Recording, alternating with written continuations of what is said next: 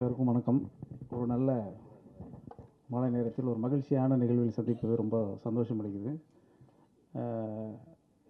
வந்திருக்கக்கூடிய பத்திரிகையாளர் அத்தனை பேருக்கும் நன்றி சொல்லி தான் இந்த நிகழ்வை ஆரம்பிக்கணும். ஏன்னா இந்த படத்தை கொண்டு போய் பரவலாக சேர்த்ததில் வந்து பத்திரிகைகள் தனிப்பட்ட முறையில் யோசித்து பார்த்திங்கன்னா பார்த்த ஒவ்வொருவரும் வந்து சமூக வலைதளங்களில் வந்து தொடர்ச்சியாக எழுதிட்டு இருந்தது தான் இந்த படத்தினுடைய மிகப்பெரிய வெற்றியை இன்றைக்கு கொடுத்துருக்கு. ஒரு 20-25 வருஷத்துக்கு முன்னாடி மீரா கதிரவன் அசிஸ்டன்ட் டைரக்டர் ஆகிறதுக்கு முன்னாடியிலேருந்து எனக்கு பழக்கம். தனிப்பட்ட முறையில் இப்படியான ஒரு வெற்றிக்காகத்தான் அவர் இத்தனை ஆண்டு காலம் உழைத்து கொண்டே இருந்தார். அவர் எட்டிய இலக்கை இன்றைக்கு தொட்டுவிட்டார் அப்படின்னு நினைக்கும் பொழுது எனக்கு ரொம்ப மகிழ்ச்சியாக இருக்கிறது. நான் மீராவுக்கும் காலத்திற்கும் நன்றியை தெரிவித்துக்கிறேன். முதல்ல என்னோட நன்றி. அப்புறம் இந்த படத்தை பற்றி சொல்லணுன்னா சொல்லிக்கிட்டே இருக்கலாம். ஆனால் இது நன்றி தெரிவிக்கிறதுனால நிறையா சொல்ல முடியாது. குறிப்பாக நான் சொல்லணும்னு ஆசைப்பட்டது வந்து மரியாதைக்குரிய ஐயா கஸ்தூர்ராஜா அவர்கள். ஒரு பாடலாசிரியராக, இயக்குனராக, அவருடைய எல்லா முகத்தையும் பார்த்து முதல் முறையாக அவர் நடிகராக பார்க்கும்பொழுது ரொம்ப மகிழ்ச்சியாக இருக்குது. அது மிகப்பெரிய வெற்றி படமாக இருக்குது. இனி வரக்கூடிய எல்லா வெற்றி படங்களிலும் அவரே அப்பாவாக இருப்பார், தப்பாமல் இருப்பார் அப்படின்னு நினைக்கிறேன். ரொம்ப சந்தோஷம் அளித்தது. இந்த படத்தை வந்து தூக்கி சுமந்ததில் நிறைய பேருக்கு பங்குண்டு. மேடையில் அமர்ந்திருக்கக்கூடிய சுரேஷ் கமர்ச்சியாக இருக்கட்டும், நேசம் என்டர்டெயின்மெண்ட், அதேமாதிரி இந்த படத்தை வெளியீடு செய்த கேஆர் அவங்க, அப்படி ஒவ்வொன்றா யோசிச்சு பார்த்தாக்க இந்த அரங்கத்தில் இருக்கக்கூடிய நீங்கள் எல்லோரும் எப்படி இந்த படத்துக்கு முக்கியமாக இருந்தீர்களோ அதே மாதிரி தனிப்பட்ட ஒவ்வொருவரும் இந்த மீராவினுடைய வெற்றியை, இந்த ஹபீபியினுடைய வெற்றியை வந்து கொண்டாடி இன்றைக்கு தீர்க்கிறார்கள் என்றால் அதுக்கு ஒருத்தர் பரஸ்பரமான இந்த பூமி, இந்த தமிழ்நாட்டினுடைய மரபு அப்படின்னு யோசிச்சு பார்த்தா ரொம்ப ஆச்சரியமாக இருக்கிறது. இப்படி ஒரு படம் வரவே இல்லை 100 ஆண்டு கால தமிழ் சினிமாவில் என்று சொல்லக்கூடிய அளவிற்கு இஸ்லாமிய வாழ்வியலை ரொம்ப நுட்பமாக எடுத்து தொட்டு காட்டியிருக்கிறார். ஒரு பெரிய வாசலை வந்து மீரா கதிரவன் திறந்து விட்டுருக்காருன்னு தான் சொல்லணும். குறிப்பாக இந்த படத்துக்கு பின்னால் நிகழ்ந்த சம்பவங்கள் எல்லாமே எனக்கு ஞாபகத்துக்கு வருது. ஒரு 5-6 வருஷத்துக்கு முன்னாடி மீரா இந்த படத்தினுடைய திரைக்கதை எழுதிய நண்பர் தோழர் முகமது அமீன் அவர் வந்து ஒரு முறை வந்து சொன்னார், தமிழ் திரைப்படங்களில் ஏன் இஸ்லாமியர்களை வந்து ஒரு தீவிரவாதிகளாகவே காட்டுகிறார்கள் அப்படிங்கிற ஒரு ஏக்கத்தோடையும் கோபத்தோடையும் ஆதங்கத்தோடையும் வந்து ஒரு முறை பேசிகிட்டு இருக்கும் பொழுது இதை பற்றி ஒரு கலந்துரையாடல் ஏற்பாடு பண்ணணும் அப்படின்னு சொல்லி, எல்லா இயக்குனரோடும் நீங்கள் பயணிச்சிருக்கிறதுனால நீங்கள் கூப்பிட்டா வருவாங்க அப்படின்னு சொல்லி ஒரு நிகழ்வை வந்து ஒரு 6 வருடத்திற்கு முன்னாடி நினைக்கிறேன் கவிக்கோ மன்றத்தில் ஏற்பாடு செய்தோம். தமிழில் அன்றைக்கு முக்கியமாக இருந்த அத்தனை இயக்குனர்களும் வந்து அதில் கலந்து கொண்டார்கள். அதில் கலந்து கொண்டு எல்லோரும் பேசுகிற பொழுது ஒரு விஷயத்தை சொன்னார்கள், இந்த இஸ்லாமிய வாழ்க்கையை அல்லது இஸ்லாமியர்களை பற்றி நாங்கள் சொல்லணும் அப்படின்னா 80களுக்கு முன்னாடி வந்த திரைப்படங்களில் எல்லா இஸ்லாமியர்களும் நல்லவர்களாக இருந்தார்கள். 80க்கு பிறகு வந்த எல்லா சினிமாவிலும் இஸ்லாமியர்கள் தீவிரவாதிகளாக காட்டப்பட்டார்கள். இது ஏன் மாறுனுச்சு அப்படிங்கிறத ஒரு விவாதமாக அன்றைக்கு எல்லா இயக்குநர்களும் பேசினார்கள். இன்றைக்கு தமிழ் சினிமாவில் இருக்கக்கூடிய முக்கியமான அத்தனை இயக்குநர்களும் அந்த விழாவில் கலந்து கொண்டு பேசிவிட்டு இறுதியாக பேசுகிற பொழுது எல்லோரும் ஒன்று சொன்னார்கள், இந்த படத்தை எடுக்க வேண்டும் என்றால் அடிப்படையில் இந்த இஸ்லாமிய வாழ்வை உற்றுணர்ந்த ஒருவரால் தான் எடுக்க முடியும். மீரா நீங்கள் எடுங்கன்னு சொன்னாங்க. நான் எடுக்கிறேன் என்று அவர் இதயத்தில் தாங்கி கொண்டு சுமந்த அந்த கதை 6 ஆண்டுகளுக்கு பிறகு திரைப்படமாக வந்து இன்றைக்கு வெற்றியும் அடைந்திருக்கிறது. எனவே எல்லோருடைய கோரிக்கையும் நிறைவேறி இருக்கிறது. அந்த கோரிக்கையை நிறைவேற்றிய பெருமையை, நன்றியை மீராவுக்கு தெரிவித்துக் கொள்கிறேன். இந்த நிகழ்வில் சம்பந்தப்பட்டிருக்கக்கூடிய அத்தனை பேருக்கும் தனிப்பட்ட முறையில் எனக்கு வந்து நான் சொல்லணும்னா தமிழ் சினிமாவில் இருக்கக்கூடிய அத்தனை தொழில்நுட்ப கலைஞர்களும் இந்த படத்தை வந்து தனிப்பட்ட முறையில் என்னிடம் தொலைபேசி செய்து இதை பார்த்துட்டு ரொம்ப மகிழ்ந்து பரவசப்பட்டு இப்படி ஒரு வாழ்க்கை, இப்படி ஒரு படம் அப்படின்னு சொல்லுகிற பொழுது நான் மறுபடியும் என்னுடைய நண்பன் ஜெயித்து விட்டான் என்கிற சந்தோஷத்தோடு இந்த மேடையில் இருக்கிறேன். உங்கள் எல்லோருக்கும் நன்றி, வணக்கம். இவ்வளோ ஒரு ஆடியன்ஸ் பக்கத்தில் இவ்வளோ ஒரு ரிசீவ் பண்ணுவேன்னு நினைக்கவே இல்லை. இந்த படத்துக்கு ஆக்சுவலி ரொம்ப ரொம்ப ரொம்ப நன்றி. அதுக்கு மீரா சார் தான் தேங்க்யூ சார். இந்த கேரக்டர் எனக்கு கொடுத்ததுக்கும் ரொம்ப நன்றி. நிறைய தியேட்டர் விசிட்டு, நிறைய ஆடியன்ஸை பார்த்தோம். எல்லாருமே 2-3 டைம்ஸ் இந்த படம் பார்த்துருக்கேன்னு சொல்லும்போதே ரொம்ப சந்தோஷம். நிறைய ரைட்டப்ஸ் இப்போ எல்லாருமே எழுதுகிறாங்க, அவ்வளோ பாராட்டுறாங்க. இதுக்கெல்லாம் தெய்வத்துக்கு நன்றி சொல்கிறோம். அப்புறம் உங்களுக்கும் நன்றி சொல்கிறோம். Thank you so much. Thank you all. எல்லாருக்கும் வணக்கம். First of all thanks press and media for coming here and supporting us. எனக்கு வந்து I feel really happy to be a part of this film. Actually தமிழில் நான் பண்ண first film. I have told this before. So அதுக்கு வந்து இவ்வளோ நாளுக்கு அப்புறம் ரிலீஸ் ஆகுது, அதுக்கு வந்து இவ்வளோ லவ் கிடைக்கிறேன். நாங்கள் அவ்வளோ யோசிக்கல. ஐ நெவர் தாட் இவ்வளோ பேருக்கு இவ்வளோ லவ் எல்லாம் கொடுப்பேன்னு. நான் நிறையா பேர் லைக் ரிவ்யூஸ் சொன்னேன், எல்லாருக்குமே பிடிச்சிருக்கு. Family, friends, even I saw the film. So I feel really happy. I want to thank our director for giving me such an opportunity and for this film. So once again, thank you all for coming here. Thank you. திரையில் அவரோடு நம்மை பயணிக்க வைக்கிறார். ஈசாவை பேசாதவர்கள் இங்கு இல்லை. நம்பிக்கை நாயகன் habibi ஈசா அவர்களை பேச அழைக்கிறோம்.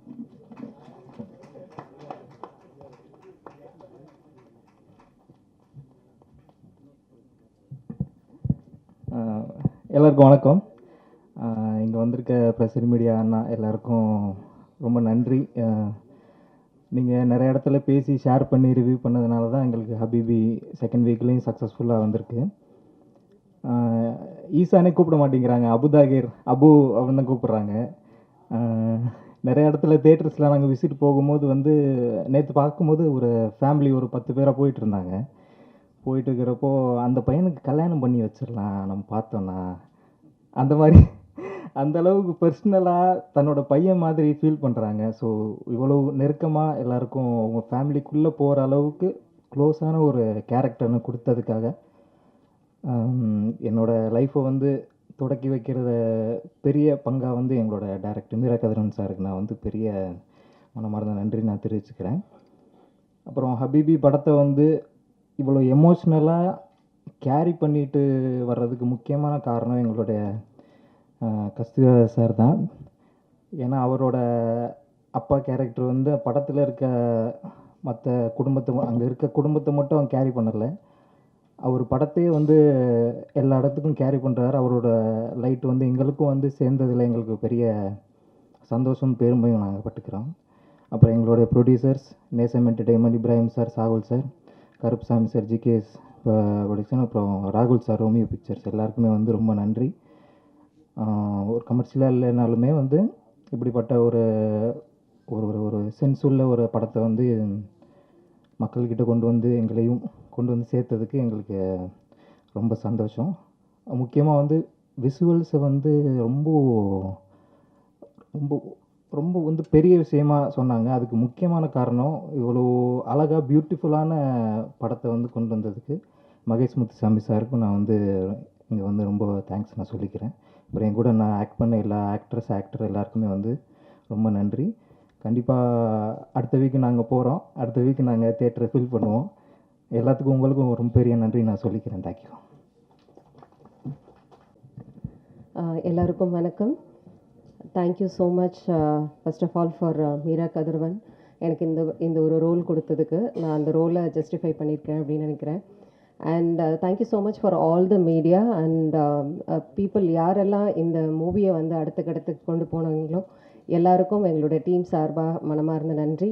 இந்த ரோல் வந்து எந்தளவுக்கு நான் ஃபஸ்ட்டு பண்ணும்போது ரொம்ப ஸ்ட்ரிக்டான ma'am, because this is not my true shade. அது ஒரு சின்ன ஹெசிடேஷன் இருந்தது. ஆனால் அதை எல்லாருமே வந்து ரொம்ப நல்லா ரிசீவ் பண்ணிவிட்டு என்னோடய ஃபாலோவர்ஸ் எல்லாருமே வந்து நான் ஒரு YouTuber, so I teach English online.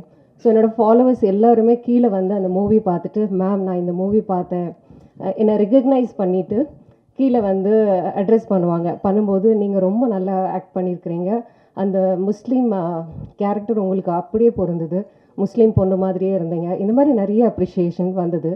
அப்புறம் வந்து சொன்னாங்க, என்ன மேம் இப்படி பண்ணிட்டீங்க, அந்த பையனுடைய உங்கள் பொண்ணை நீங்கள் சேர்த்து வச்சுருக்கலாம், இந்த மாதிரி அந்த இன்னுமே அவங்க வந்து அந்த கேரக்டர்லேயே இருக்கிறாங்க, அந்த ரோல்லே இருக்கிறாங்க, அந்த ஸ்டோரியை விட்டு அவங்க வெளியில் வரல அப்படின்றத இந்த மாதிரி காமெண்ட்ஸ் எல்லாம் பார்க்கும்போது தெரிஞ்சது. ரொம்ப ஹாப்பியாக இருந்தது. And thank you so much. எல்லோரும் நீங்கள் வந்து பார்க்குறதோட நிறுத்தாமல் இன்னும் நிறைய பேருக்கு கொண்டு சேர்க்கணும். உங்களோட ஃப்ரெண்ட்ஸ் அண்ட் ஃபேமிலிக்கு கண்டிப்பாக இதை ஷேர் பண்ணுங்கள். தேங்க்யூ. தேங்க்யூ. சாந்தியும் சமாதானமும் என்றென்றும் உங்கள் மீது உண்டாகட்டுமா என்று கூறி, இந்த திரைப்படம் நானும் தம்பி மீராவும் பல வருஷங்களாக பேசிகிட்டு இருப்போம். அவருடைய கனவு ஒரு இலக்கு இருந்தது. அதை வந்து உண்மையிலே பெரிய அளவில் நிறைவேற்றியிருக்காரு. ஆனால் அவரத்தில் பட்ட கஷ்டங்கள் எனக்கு தெரியும். அதில் இது இவ்வளோ பெரிய சந்தோஷமான நிகழ்வுக்கு பின்னால் பெரிய கஷ்டமான வழிகளும் அவருக்கு உண்டு. இறைவன் அருளால் இந்த படம் எல்லா அரங்கிலும் நானும் போய் பார்த்தேன். சவுத் சைடு என்னுடைய பகுதி திருநெல்வேலி தான். நானும் அயல் நாட்டிலலாம் கடந்து வந்தவன் தான் 1990. அப்போ இந்த தாக்கம் எல்லாருக்குமே எங்கள் பகுதியில் பார்த்தீங்கன்னா எல்லாமே அயல்நாட்டுக்கு வந்து தான் இருப்பாங்க. ஏதாவது ஒரு ஊரில் ஒரு கிராமம் எடுத்துக்கிட்டிங்கன்னா 100 பேராவது இருப்பாங்க. அப்போ எல்லார் வீட்லேயுமே இந்த துயரமான சம்பவங்கள் இருக்குது. இஸ்லாமியர்கள் வந்து நாங்கள்லாம் இந்த மண்ணின் மைந்தர்கள், நாங்கள்லாம் கன்வெர்டட் லிபரேஷன், நாங்கள் ஒரு மார்க்கத்தை தான் தழுவிக்கிட்டமே தவிர அரபியர்களும் அல்ல, அந்நிய தேசத்துக்கு சொந்தமானவர்களும் அல்ல. இந்த மண்ணின் மைந்தர்கள் நாங்கள் பார்த்தீங்கன்னா இஸ்லாமியர்கள் சொல்லி காட்சிப்படுத்துவாங்க. சிலர் வந்து சினிமாவில் வந்து வேறு வேறு விதமாலும் காட்சி பண்ணியிருக்காங்க. நிறைய பேர் உண்மைன்னு நம்பிக்கிட்டு இருக்காங்க. நிறைய பேர் அப்படி இல்லை. இஸ்லாமியர்கள் பார்த்தீங்கன்னா நிறைய ஊர்களில் விவசாயம் வயல் அறுவடை பண்ணுவாங்க, களை எடுப்பாங்க, ஏறு பிடிச்சி உழுவாங்க, கொல்லப்பற்ற வச்சுருப்பாங்க. இதே மாதிரி நிறைய எல்லா தொழிலுமே தமிழன் செய்கிற தொழில் அத்தனையுமே இவங்களும் சேர்ந்து பயணிச்சிட்ருப்பாங்க. இதில் எந்த கருத்து வேறுபாடு இல்லை. கிராமங்களில் இன்றைக்கு வேற உறவு முறைகளோடு தான் இன்றைக்கி வாழ்ந்துக்கிட்டு இருக்கோம். மாமா மச்சான் அண்ணன் தம்பி குடும்ப காரியங்களில் அதை கூட அழகாக வச்சுருந்தார். இந்த படத்தில் தம்பி அழகாக வச்சுருந்தார் இந்த ஒரு காட்சியை. அதே மாதிரி இந்த படத்தை பற்றி விரிவிக்கன்னா நிறைய பேசிக்கிட்டே இருக்கலாம். எல்லாரோடைய மக்கள் மத்தியில் வந்து எங்கள் இஸ்லாமியர்கள் சைடில் பார்த்தீங்கன்னா ரொம்ப மிகப்பெரிய நிறைவான ஒரு விஷயம் இது. ஏன்னா அவங்க தியேட்டர் பக்கம் போகிறதில்ல. ஏன்னா இஸ்லாமியர்களை தப்பாகவே ஏதாவது ஒரு படத்தில் ஒரு காட்சி வைப்பாங்க. அதை பார்த்துட்டு மனசு ரொம்ப வலிக்கும். முஸ்லீம்லாம் இப்படி ஒரு அவ்வளோ நிலைக்கு ஆளாகிட்டு இருக்காங்களே ஊடகத்துறையில் அப்படின்னு சொல்லிட்டு. ஆனால் தம்பி ஒரு அவ்வளோ பெரிய அழுக்க துடைக்க க்ளீன் பண்ணுறதுக்காக முயற்சி பண்ணியிருக்காரு. அவருடைய பணி சிறக்க அவரை ரொம்ப வாழ்த்துறோம். அதிகமாக பேச முடியல நண்பர்கள் இருக்காங்க. இதில் நடித்த அத்தனை ஒப்பனை கலைஞர்களுக்கும் அழகாக யதார்த்தமாக உண்மையாக அழகாக நடித்தாங்க எல்லாருமே. எல்லாருக்கும் நான் நன்றி சொல்லி தம்பி மீரா கதிரவனுக்கும் நான் ரொம்ப வாழ்த்துக்களோட என்னுடைய நன்றியும் தெரிவித்துக்கிறேன். நன்றி, வணக்கம். முதல் முறையாக திணை வரகு கம்பு சாமையெல்லாம் பேசாமல் கொஞ்ச நேரம் கேட்டுட்டு போகலான்னு வந்து மேடைக்கு வருவேன்னு எனக்கு கண்டிப்பாக தெரியாது. ஒரு மாலை பொழுதில் ஒரு நாள் வந்து கோவை பயணத்தின் போது இயக்குனர் ராம் அவர்களை சந்தித்தேன். அப்போ நானும் ஒரு 5 நிமிடம் ஒன்றா நடந்து போயிட்டு இருக்கும்போது வேகமாக சொன்னாங்க, தோழர் உங்களுக்கு பிடிக்கும் கண்டிப்பாக, ஹபீபின்னு ஒரு படம் வரப்போகுது, அந்த படம் வரும்போது மீரான்னு ஒருத்தங்க வந்து பண்ணியிருக்காங்க, எனக்கு உண்மையிலேயே மீரா கதிரவன் அப்படிங்கிற வார்த்தை கூட எனக்கு தெரியாது, நான் வந்து கண்டிப்பாக நீங்கள் பார்க்கணும் அப்படின்னு சொன்னாங்க. அதோட நான் அதுக்கப்புறம் மறந்துட்டேன். 10 நாள் முன்னாடி திருநெல்வேலி போயிருந்தப்போ திருநெல்வேலியில் நான் இருந்த வீட்டுக்கு பின்னாடி முத்துராம் தேட்டரில் ராமமுத்துராம் தேட்டரில் அந்த படம் ஹபீபி போஸ்டர் பார்த்தீங்கன்னா ஐயோ ராம் சொன்ன படமாச்சு அப்படின்னு மொத்தமாக வீட்டில் எல்லாரையும் ஒரு 6-7 பேரை சேர்த்து கூட்டிகிட்டு படத்துக்கு போய் ஒரு செகண்ட் ஷோவில் போய் பார்த்தோம். உண்மையிலே மனம் அப்படி கனத்து போயிடுச்சு. படம் பார்த்து முடிச்சுட்டு 1:30 மணிக்கு வீட்டுக்கு வரும்போது அது 10:45 காட்சி, வீட்டுக்கு வரும்போதே 1:30, 1:45, 2 ஆகிடுச்சு. ஆனால் 4 மணி வரைக்கும் எனக்கு தூக்கமே வரலை. 4 மணி வரைக்கும் மனசெல்லாம் அப்படி அவ்வளோ கனத்து. ஏன்னா நான் பாளையங்கோட்டைக்காரன், எனக்கு கடையநல்லூர் வாழ்க்கை தெரியும், எனக்கு காதர் மாமா உண்டு. சிவராமனாக இருந்தாலும் காதர் மாமா எங்கள் அப்பாவினுடைய நெருங்கிய நண்பர். அப்போ யூசுப்பும் சாரும் தென்னந்தோப்பு நண்பராக வரக்கூடியவர்களும் பேசிய காட்சியெல்லாம் அப்படியே என் மனசுக்குள்ளே எங்கள் அப்பாவும் காதர் மாமாவும் பேசிக்கிட்டு இருந்த மாதிரியே ஒரு உணர்வு இருந்துச்சு. பல நாள் நான் அது மாதிரி என்னுடைய நண்பர்கள்ட்ட ஏங்கிலாம் சொல்லியிருப்பேன். எனக்கு ஒரு எத்தனை இஸ்லாமிய நண்பர்கள் அங்கே இருந்தாங்க, நாங்கள் எப்படி கிளாஸில் இருந்தோம், ஆனால் இன்றைக்கி சமூகம் ஏன் இப்படி இருக்கிறது, எனக்கு கோபத்தோடு பல நேரம் பேசிக்கொண்டே இருந்ததுக்கு ஹபீபி வந்து ஒரு பெரிய விடுதலை கொடுத்துச்சு மனசில். அவ்வளோ நல்லா ஒவ்வொரு காட்சியும் ஒவ்வொரு விஷயங்களும் அவங்க கட்டமைத்திருந்தது.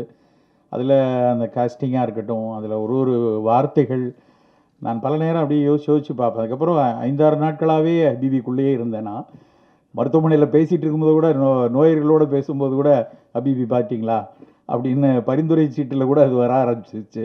அந்த அளவுக்கு இது சும்மா சோதனைக்காக சொல்லலை. நேற்று கூட ஒருத்தர் வந்து முகநூலில் நான் எழுதியிருக்கிறத பார்த்துட்டு சார் இன்றைக்கி சாயந்தரம் போகிறோம் அப்படின்னு சொன்னாங்க. ஏன்னா எனக்கு ரொம்ப மனசுக்கு வந்து இப்படியான படங்கள் வந்து பெரிய வெற்றியை பெறணும், உலகமே கொண்டாடணும், வசூலில் கூட. ஏன்னா அந்த படத்தை தயாரித்தவங்க, விநியோகித்தவங்க, அவங்களுக்கெல்லாம் இதில் ஒரு பெரிய மகிழ்ச்சி இருக்கணும். மீரா கதிரவனுடைய பெரு உழைப்பு இதில் இருக்குதுன்னு தெரியும். ஆனால் இதை வந்து சமூகம் எப்படி கொண்டாட போகிறது ஒட்டுமொத்தமாக? ஏன்னா நிச்சயமாக இதில் இருக்கக்கூடிய பல்வேறு கலை நுணுக்கம் அறிந்தவர்கள் எல்லாரும் கொண்டாடி தள்ளுறாங்க எல்லா இடத்துலையும். படம் பார்த்தவர்கள், முகநூலில் எழுத தெரிந்தவர்கள், முகநூலில் எழுதுகிறவங்க எல்லாருமே கொண்டாடி எழுதுகிறாங்க. ஆனால் சாமானிய மக்கள் எல்லாருமே கொண்டாடணுமேங்கிற ஒரு ஆதங்கம் தான் அந்த முத நாள் பார்த்துட்டு வந்தோடனே எனக்கு அப்படி தோணிகிட்டே இருந்துச்சு. அதில் எத்தனை காட்சிகள் ரொம்ப பிடிச்சிருந்தது. சாலியா அந்த கேரக்டரில் அவங்க பேசின விஷயங்கள், அப்புறம் அந்த அந்த நிலோஃபருங்கிறத கூட நிலவு அப்படின்னு ஒரு மொழியோடு பேசுனது வந்து ரொம்ப பிடிச்சிருந்துச்சு. அப்படி நம்ம ஊர் லாங்குவேஜில் எல்லாம் நிலவு ஏன் சொன்ன பேச்சை கேளு அப்படிங்கிற அந்த வட்டார மொழி, அதில் இருந்த விஷயங்கள், இப்படி பல விஷயங்கள் வந்து ஒரு இஸ்லாமிய ஜானசா எப்படி இருக்குங்கிறத வந்து அழகாக பார்க்க வச்சது யூசுஃபுடைய விஷயத்தையும். அப்படி ரொம்ப சொல்லிக்கிட்டே போகலாம். அவ்வளவு ஒரு நெகிழ்வான படம். இன்றைய திரைப்படங்கள் வந்து பல நேரங்களில் ஒரு வலியை தருகிறது. ஆனால் இப்படி ஒரு மனசுக்கு நெருக்கமாக ஒரு இதமான வாழ்வை பார்க்கணும். ஏன்னா எங்களை போன்றவர்கள் 80, 90களில் வந்து திரைப்படங்கள் எங்களை பல விஷயங்களில் கட்டமைத்தது என்று தான் நான் சொல்வேன். காதலிச்சதுக்காக இருக்கட்டும், இல்லைன்னா வாழ்வில் நட்பு, பல்வேறு விஷயங்களில் சினிமா எங்களுக்கு நிறைய விஷயங்களை கொடுத்துருக்கு. ஆனால் இப்போ இருக்கிற தலைமுறைக்கு ஒன்லி வெட்டு குத்து ரத்தம் களரி இது மட்டும்தானா அப்படின்னு ஏங்கிட்டு இருக்கிறப்ப ஹபீபி படம் வந்து இல்லை, இப்படியும் வந்து ஒரு மிகச்சிறப்பான படம் கொடுக்க முடியும்னு காமிச்சிருக்கிறது வந்து அவ்வளோ நெகிழ்ச்சியாக இருக்குது. ஒட்டுமொத்த திரைப்பட இந்த குழுவினருக்கும், இந்த திரைக்கு இதை கொண்டு வருவதற்காக மெனக்கிட்ட அத்தனை நண்பர்களுக்கும், இதை கொண்டாடி கொண்டிருக்கக்கூடிய அத்தனை மக்களுக்கும், ஊடகங்கள் அத்தனை பேருக்கும் ஹபீபியின் ஒரு மிகச்சிறந்த ரசிகனாக மனமார்ந்த நன்றியை தெரிவித்துக் கொள்கிறேன். நன்றி.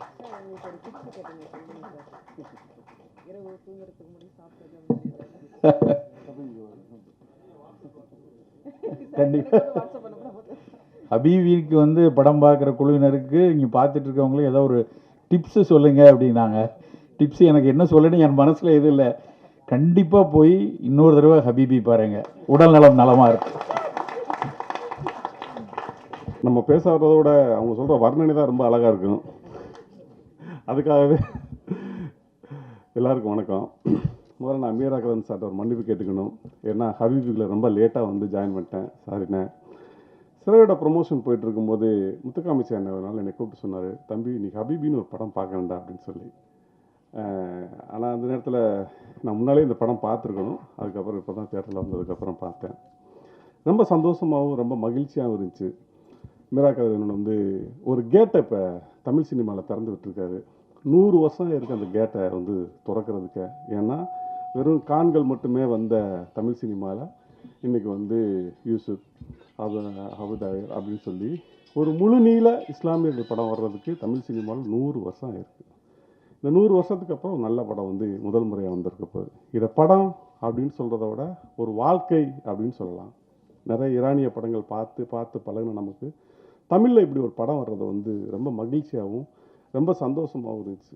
ஒரு இடத்துல கூட ஒரு புனைவோ அதுவோ இல்லாமல் ஒரு அந்த மாதிரி ஒரு கதை எடுக்கிறதுக்கு மிகப்பெரிய தைரியம் வேணும். இன்றைக்கி சினிமாவில் நம்ம பார்க்குறோம்ல, ஒரு பெரிய தைரியம் வேணும் இந்த மாதிரி ஒரு படம் எடுக்கிறதுக்கு. ஏன்னா அந்த படம் எடுத்ததுக்கப்புறம் வர பிரச்சனைகள் எல்லாமே அண்ணனுக்கு தெரியாமல் தான் இல்லை. ஏன்னா அவரும் சினிமாவில் தான் இருக்கார், அவரும் சினிமாவில் தான் பயணிக்கிறாரு. அதனால் ஒரு மிகப்பெரிய தைரியத்துக்கே முதல்ல என்னோடய பாராட்டுக்கள். இந்த படத்தில் நடித்த எல்லாருமே நடிக்கவே இல்லை, எல்லாருமே வாழ்ந்துருக்காங்க அப்படிங்கிற மாதிரி தான் எனக்கு தோணுச்சு. ரொம்ப மனநிறைவோடு இந்த படத்தை பார்த்துட்டு வெளியில் வந்தோம். தமிழ் சினிமாவில் ரொம்ப நீண்ட தம்பி சொன்ன மாதிரி ஒரு இரைச்சலுக்கு மத்தியில் எங்கள் அண்ணன் யுகபாரதி எழுதுகிற கவிதை மாதிரி இருந்துச்சு இந்த படம். ரொம்ப அருமையான படம். கண்டிப்பாக இந்த படம் வந்து ஒரு வெற்றி படமாக மாறணும். மலையாள படங்கள் வந்து இந்த மாதிரி வரும்போது நமக்கு ஒரு இஸ்லாமிய வாழ்க்கையை சொல்லி ஒரு படம் வரலையான்னு நமக்கு அந்த வாழ்க்கை தெரியாது. தெரிஞ்ச அளவில் நம்ம ஒன்று பண்ணியிருக்கோம். ஆனால் ஒரு வாழ்க்கையை தெரிந்தவர் வந்து பண்ணும்போது அது ரொம்ப அழகாகவும் ரொம்ப சிறப்பாகவும் இருந்துச்சு. இந்த படத்தை வெற்றி பெற வைக்கணும், அதுக்கு எல்லோரும் இந்த படம் பார்க்கணும். நன்றி, வணக்கம். இது எப்படி டீம் வச்சு எழுதிட்டு வரீங்களா? 10 பேர் வந்த குழு மாதிரி இருக்கு. அனைவருக்கும் வணக்கம். அண்ணன் ராஜ்முருகன் சொன்னது மாதிரி தயாரிப்பாளர்கள் ரீல்ஸுக்காக படம் எடுக்கணும். நீ எங்கள் நிலமா சொல்லி மாறாதுன்னு சொன்னோம்னா அந்த விழா உள்ள பேசலாம். நாங்கள் கேட்குறது இல்லை, ஆடியோ கம்பெனிக்காரங்க வந்து ரீல்ஸ் போடுற மாதிரி பாட்டு கேட்குறாங்க, ஓடிடி படம் அப்படி கேட்குறாங்க. இதெல்லாம் தாண்டி நல்ல படம் கொடுக்கறதுக்காக போராடிட்டு இருக்கோம். அப்படி தான் நேசம் என்டர்டைன்மெண்ட் வந்து இந்த படம் சூஸ் பண்ணியிருக்காரு. ஹபீபை பற்றி பேசுவோம். ஹபீபி வந்து இந்த படம் நான் முதல்ல எனக்கு ரஸில் தான் காமிச்சார் மீரா. நான் ரஸில் பார்த்தோன்னே சொன்னேன், மீரா எனக்கு வந்து ஏன்னா ஃபஸ்ட்டு பிரமிப்பாக பார்த்தது நான் கஸ்தூராஜா சார். ஏன்னா அவர் ஒரு இயக்குனராக தெரியும், அவர் நடிகர் அதில் வந்து அவர் ஒரு முஸ்லிமையாக வாழ்ந்திருப்பார். அவர் கைலி கட்டுறதா இருக்கட்டும், அவருடைய நடை உடை, அந்த அந்த அந்த கேரக்டர் கடைசி வரைக்கும் அப்படியே மெயின்டைன் பண்ணியிருப்பார். அவர் ஒரு ஒரு வந்து ஒரு ஈகோ, ஒரு வரட்டுக்கு உறவு முடிச்சவர்னாங்க எங்கள் ஊரில்.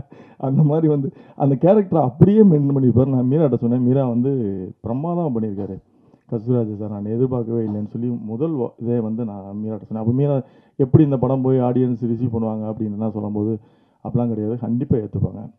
நல்ல படத்தை கொண்டாடுவதற்கு நம்ம மக்களும் சரி பத்திரிகையாளர்களும் தயாராக இருப்பாங்க. நம்ம பொதுவாக வந்து இங்கே ப்ரெஸ்ஸோ போட்டுட்டு வெளியில் நிற்போம், நாங்கள் ப்ரொடியூசர் டேரக்டர்லாம் வெளில நிற்போம், எல்லோரும் கை கொடுத்துட்டு நல்லா இருக்குது சூப்பராக இருக்குன்னு போவாங்க. அதை நம்பிடக்கூடாது.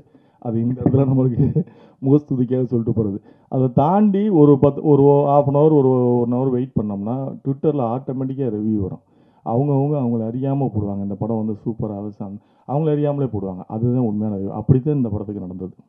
இந்த படத்துக்கு ஹபீபிக்கு வந்து நான் ப்ரெஸ்ஸோ முடிஞ்ச உடனே நான் அப்படி தான் பார்ப்பேன். இப்போ ஒரு ப்ரெஸ்ஸோ முடிஞ்ச உடனே இவங்க சொல்கிறதெல்லாம் கேட்க மாட்டேன். இவங்க இங்கே வந்து சொல்லிட்டு போயிடுவாங்க, அதெல்லாம் எனக்கு தெரியும்.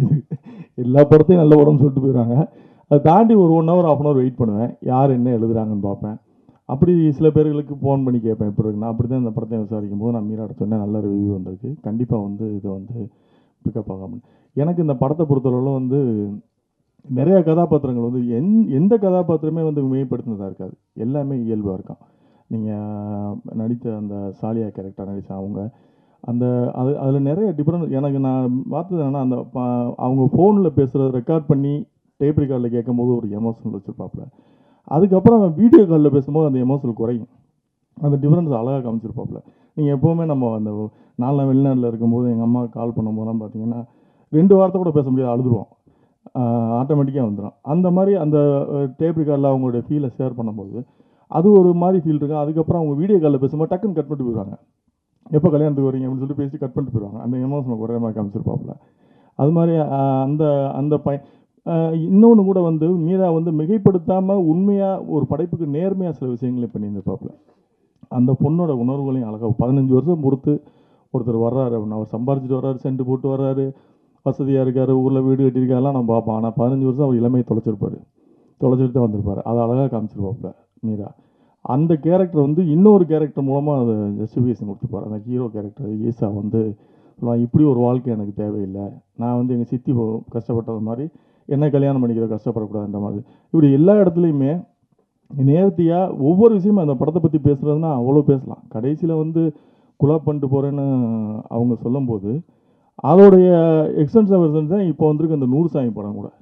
இப்படி நல்ல படங்கள் வந்து இன்றைக்கி தமிழ் சினிமாவில் வந்துகிட்டு இருக்கிறது உண்மையாகவே ரொம்ப மகிழ்ச்சியாக இருக்குது. என்னென்னா நம்ம இந்த தமிழ் சினிமா தான் வந்து 5 சிஎம்ஐ கொடுத்த ஒரு மாநிலம் நம்ம மாநிலம், தமிழ் சினிமாவிலேருந்து வந்தவங்கள. அப்போ மக்கள் வந்து நம்ம மேலே அந்த சினிமாவையும் நம்மளையும் எவ்வளோ நேசிக்கிறாங்கன்றத நம்ம புரிஞ்சுக்க வேண்டியது இருக்குது. அப்போ இப்போ டைரக்டர்ஸ்களுக்கு வந்து டைரக்டராக இருக்கட்டும், ப்ரொடியூசர் எல்லாருக்குமே வந்து ஒரு ரெஸ்பான்சிபிலிட்டி இருக்குது இந்த சினிமாவில். அப்படி ரெஸ்பான்சிபிலிட்டியாக படம் எடுக்கிறவங்க தான் இப்போ இங்கே கூப்பிட்டுருக்க ராசிமுருகனாக இருக்கட்டும், தமிழ் அவர்களாக இருக்கட்டும், எல்லாருமே சோசியல் ரெஸ்பான்சிபிலிட்டியோட தான் அப்படி தான் பண்ணணும்னு நினைக்கிறேன். என்னென்னா ஒரு படைப்புக்கு நேர்மையாக இருக்கணும்.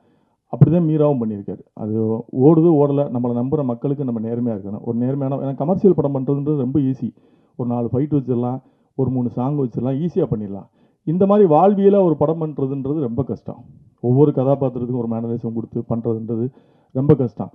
அதுக்கு நான் தமிழ்லாம் வந்து ராமநாதபுரம் மாவட்டத்தை சேர்ந்தவங்க, நாங்கள் வந்து இஸ்லாமியர்களோட எங்கள் ஊர்லலாம் பார்த்தீங்கன்னா கீழக்கரையிலலாம் பார்த்தீங்கன்னா கல்யாணம் வைப்பாங்க. காலையில் 3 பேர் கல்யாணம் பண்ணுவாங்க, பொண்ணு மாப்பிள்ளை 2மே உள்ளூராக தான் இருக்காங்க. சாயந்தரம் 3 கல்யாணம் இருக்கும். காலைல அந்த 3 கல்யாணத்துக்கு 5000 பேருக்கு சாப்பாடு போடுவாங்க. சாயந்தரம் 3 கல்யாணம், அது 5000 பேர் டின்னர் போகும். 5000 பேருக்கு அந்த ஊரில் உள்ள எல்லாருக்கும் சோறு போடுவாங்க. அப்படி வந்து அந்த டிசம்பர் பூரா பார்த்தீங்கன்னா யார் வீட்லையும் சமைக்க மாட்டாங்க, அந்த ஊரே சமைக்காது, எல்லாரும் வந்து அந்த அப்படி உள்ள ஒரு சமூகத்தை வந்து நம்ம வந்து எப்படி தீவிரவாதிகளை இது சித்தரிச்சாங்க. ஏன்னா நம்ம எல்லாருமே தமிழர்கள் தான், ஒவ்வொருத்தரும் ஒரு மார்க்கத்தை எடுத்துக்கிட்டோம். இந்த படத்தை கூட நம்ம இஸ்லாமிய படமாக பார்க்க வேண்டியதில்லை. இது ஒரு தமிழ் சமூகத்தில் இன்னொரு மார்க்கத்தை ஏற்றுக்கொண்ட ஒரு இனத்தோட படம் தான் இது. அப்படித்தான் நம்ம பார்க்கணுமே தவிர இது இஸ்லாமிய படம் அப்படிலாம் பார்க்க வேண்டியது இல்லைன்னு நினைக்கிறேன். அப்படி வந்து நம்மள்ட்ட அன்பை பரிமாறிக்கொண்ட இஸ்லாமியரில் வந்து தீவிரவாதியாக காமிச்சது வந்து நம்ம தமிழ் சினிமா கடந்த 50 வருஷமாக செஞ்ச ஒரு பெரிய துரோகம் தான் அது. எல்லாத்துலேயும் வந்து ஒன்று அவங்கள வந்து தீவிரவாதியாக காட்டும், இல்லை சாம்பிராணி புகை போடுறான், இல்லை கறிக்கடை பாய், ஒரு 4-5 ஐடென்டிஃபிகேஷன் வச்சுருப்பான். நீங்கள் வந்து நம்ம பசங்கள்கிட்டே ஸ்கூலில் படிக்கிற இன்றைக்கி பசங்கள்கிட்ட தீவிரவாதினா எப்படி இருப்பான் அப்படின்னு கேட்டிங்கன்னா ஒரு தாடி வச்சு ஒரு குள்ளா வச்சு வரைஞ்சி காட்டும். அப்படி தான் நம்ம வந்து பொது புத்தியில் கொண்டு போய் வச்சிட்டோம். அதுக்கு மிகப்பெரிய பங்கு வந்து இந்த சினிமாவுக்கு வந்து உண்டு. அவங்க பண்ண வேலை தான் அது. இது தெரிஞ்சு பண்ணாங்களா தெரியாமல் பண்ணாங்களான்னு அந்த துரோகத்தை செஞ்சதுக்காவது இந்த படத்தை இந்த மாதிரி படங்களை வந்து நம்ம வெற்றி பெற செய்யணும். இத்தனை வருஷமாக 50 வருஷம் நம்ம பண்ணது பக்கத்து நம்ம சமீப காலமாக நம்ம கண்ணுக்கு நேரம் நிகழ்ந்தது. இலங்கையில் வந்து 2019 நடந்த இனப்படுகொலை. ஒரு உரிமைக்காக போராடப்பட்ட ஒரு இனம் ஒரு மதத்தால் வந்து அழிக்கப்படுது. அவங்க பௌத்த மதத்தை எவ்வளவுங்க அன்பை போதித்த புத்தர், ஆசையை துன்பத்துக்கு காரணம் சொன்ன புத்தர் மதத்தை பௌத்த மதத்தை தழுவியவர்களை கொன்னாங்க. யாராவது ஒரு படத்தில் பௌத்தர்கள் வந்து தீவிரவாதிகள் நம்ம காமிச்சிருக்கோமா? எந்த படத்துலையும் நம்ம தமிழ் சினிமா காமிச்சது கிடையாது. ஆனால் இஸ்லாமியர்கள் நம்ம தொடர்ந்து காமிச்சிக்கிட்டு இருக்கோம். இஸ்லாமியர்கள் நம்ம என்ன நினைக்கிறோம்னா எல்லாரும் பாகிஸ்தானில் உள்ள ஒரு இஸ்லாமியரும் இங்கே உள்ள இல்லை, எல்லாம் கன்வெர்ட் ஆனவங்க, நம்மளிருந்து போனவங்க தான். ஸோ அதை வந்து அந்த ஒரு பெரிய இதை வந்து உடச்சிருக்காரு மீரான்னு தான் சொல்லணும். அதுக்கு மீராவுக்கு வந்து ஒட்டுமொத்த சமூகமே வந்து நன்றி கடன் பட்டிருக்கு. நிறைய விமர்சனங்களையும் நான் பார்த்துருக்கேன். அதில் வந்து அது சரியில்லை இது சரியில்லை அதெல்லாம் ஒன்றும் கிடையாது. நீங்கள் ஆறாம்ன்றதை விட்டு வெளியே வாங்க, படம் பார்ப்பது ஆறாம்ன்றதை விட்டு வெளியே வாங்க. நீங்கள் எதோ ஒதுக்கி வச்சிங்களோ அதுதான் அடுத்த ஆயுதமாக பயன்படுத்தி உங்களுக்கு குற்ற சமூகமாக கொண்டு வந்து நிப்பாட்டிட்டான். நீங்கள் என்ன எதை நீங்கள் வேணான்னு சொல்லி ஒதுக்கி வச்சிங்களோ அதே ஆயுதமாக பயன்படுத்திக்கிறேன், அவ்வளோதான். நம்ம ஒரு நாட்டில் வசிக்கிறோம்னா நம்ம அந்த நாட்டோட இறையாண்மைக்கு கட்டுப்பட்டு போகலாம். அது அந்த நாட்டோட நம்ம அதெல்லாம் தாண்டி நம்மளை வந்து தொடர்ந்து வந்து ஒரு குற்றவாளி இவங்க தான் தீவிரம் அது இஸ்லாமியாக இருந்து பார்க்கும்போது தான் அந்த வழி தெரியும். நான் வந்து ஒரு நண்பரோட ஒரு படம் பார்க்க போகிறேன், படம் பேரை சொல்ல விரும்பலை. அவர் என் கூட வந்து படம் ப்ரிவியூ பார்த்துக்கிட்டு இருக்கேன், பாதையில் வந்து ஜாயின் பண்ணுறாரு. ஜாயின் பண்ணி பார்க்கும்போது அந்த படத்துலையும் இஸ்லாமியர்கள் பேராக அப்படியே தீவிரவாதி லிஸ்ட்டு வாசி பார்க்கும்போது சமீபத்தில் ஒரு 1 இயர் பேக் அவரை டக்குன்னு எழுந்திரிச்சு போயிட்டார். இன்னும் திருந்தலையா அப்படின்னு எழுந்திரிச்சு போயிட்டார். அப்போ என்னன்னா அவங்க இஸ்லாமியராக வந்து அந்த படத்தை பார்க்கும்போது என்ன தொடர்ந்து நம்மளை அப்படியே தீவிரவாதியில் காமிச்சிக்கிட்டு இருக்காங்களா, அது இஸ்லாமியராக இருந்து பார்க்கும்போது தான் அந்த வழி தெரியும். அதை உடைச்சதுக்கு வந்து உண்மையாகவே மீராவுக்கு வந்து நான் உட்பட எல்லாருமே வந்து நன்றி கடன் பட்டிருக்கான். என்னன்னா வந்து அவர்கள் வேறு இல்லை, நம்ம வேறு இல்லை, நம்ம எல்லாருமே வந்து ஒரு இனம் சார்ந்தவர்கள். நான் வெளிநாடுகள்லாம் பார்த்துருக்கேன், இஸ்லாம் எங்கள் வழி, இன்பத் தமிழ் எங்கள் மொழின்னு தான் முழக்கம் வைப்பாங்க. அவ்வளோ நம்ம கூட ஒன்றின் ஒன்றாக இணைந்திருக்கவர்கள் வந்து நம்ம வந்து அப்படி பிரித்து பார்க்க வேண்டிய அவசியம் இல்லைன்னு எனக்கு தோணுது. இந்த படம் வந்து நம்மளால் கொண்டாடப்பட்டிருக்கு. பத்திரிகையாளர்கள் நீங்கள் வெகுவாக இந்த படத்துக்கு சப்போர்ட் பண்ணியிருக்கீங்க. நல்ல படங்களை நீங்கள் எப்போதுமே ஆதரிக்கிறீங்க. இந்த படத்துக்கு அப்படி தான் நிறைய ஆர்கானிக்காக வந்து நிறைய சோசியல் மீடியாவில் நிறைய அது ரொம்ப பிடிச்சிருந்தது. நான் சல்லீர்கள் படத்துக்கு அப்படி தான் பார்த்தேன். நிறைய பேர் சோசியல் மீடியாவில் எழுதினாங்க. அது மாதிரி இந்த படத்துக்கு வந்து நம்ம இப்போ ஃபேஸ்புக்கை ஓப்பன் பண்ணால் ட்விட்டர் ஓப்பன் பண்ணால் ஹபீபி தான் வருது. ஹபீபியை பற்றி தான் எழுதுகிறாங்க. நேற்று கூட பார்த்தேன் புக் மை ஷோவில் வந்து சென்னையில் வந்து 3 தேட்டர் தான் இருந்தது. இன்றைக்கி பார்த்தா கிட்டத்தட்ட ஒரு 20-30 தேட்டர் எக்ஸ்டன் ஆகிருக்கு. ஸோ இது மீராவுக்கு வந்து மிகப்பெரிய வெற்றி படம். மீராவுடைய கனவு நனவாக இருக்குதுன்னு சொல்லணும். ஏன்னா வந்து மீரா வந்து இந்த படத்துக்காக எவ்வளோ போராடினாப்லேன்னு நமக்கு தெரியும். இதெல்லாம் தாண்டி நம்ம ரொம்ப பாராட்டப்படக்கூடியவர் வந்து நேசம் என்டர்டெயின்மெண்ட் அந்த இப்ராஹிம். ஏன்னா இப்படி ஒரு கதையை எடுத்துகிட்டு ஒரு 4-5 வருஷமாக வந்து அவர் வெயிட் பண்ணிக்கிட்டு இருக்காரு அப்படின்றதே வந்து அண்ணன் சொன்ன மாதிரி ரீல்ஸுக்கு படம் எடுக்காமல் அவர் அந்த கதையை கேட்டு அவர் ஒத்துக்கிட்டதுக்கு வந்து உண்மையாகவே அவருக்கு நன்றி சொல்லலாம். அதை தாண்டி இந்த படத்தை ரிலீஸ் பண்ணுறதுக்கு ஜிகே கருப்புசாமி அவர் அந்த படம் பார்த்த உடனே இந்த படம் வந்து நான் ரிலீஸ் பண்ணுறேன்னு சொல்லிட்டு ராகுலோட துணையோட இந்த படத்தை ரிலீஸ் பண்ண முடியாது. அவருடைய ஏற்கனவே ஒரு படம் பறந்து போன் பண்ணார், அதுவும் வெற்றி படம். அவருக்கு இந்த படமும் அவருடைய கம்பெனிலேருந்து இதுவும் அவருக்கு ஒரு வெற்றி படமாக அமைஞ்சிருக்கு. அவருக்கும் என்னுடைய வாழ்த்துக்கள். நடித்த அத்தனை பேருக்கும் என்னுடைய வாழ்த்துக்கள். ஈஸா உனக்கு ஸ்பெஷல் தேங்க்ஸ்ரா. உடம்பை ஏற்றி இறக்கியிருக்க, ரொம்ப கஷ்டம். ஏற்றுறது ரொம்ப கஷ்டம், ஈஸி இறக்குறது ரொம்ப கஷ்டம். பரவாயில்ல, அந்த படத்துக்காக அர்ப்பணிச்சிருக்க. உனக்கு நல்ல லைஃப் கொடுத்துருக்காரு மீரா, அதை பயன்படுத்திங்க. மாளவியா மனோஜுக்கும் வாழ்த்துக்கள். அனைவருக்கும் நன்றி.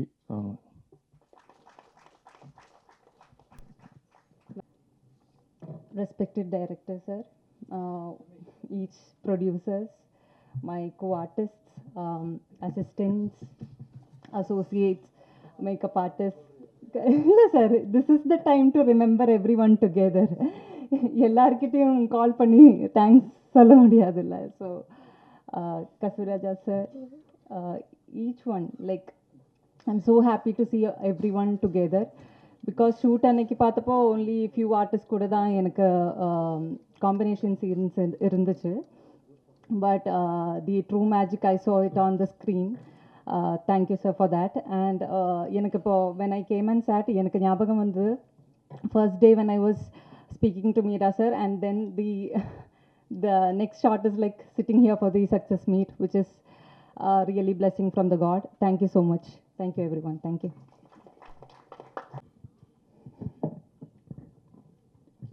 அஸ்ஸலாமு அலைக்கும். அல்லாஹ் போதுமானவன். நான் யூசுப் பாய் பேசுகிறேன்.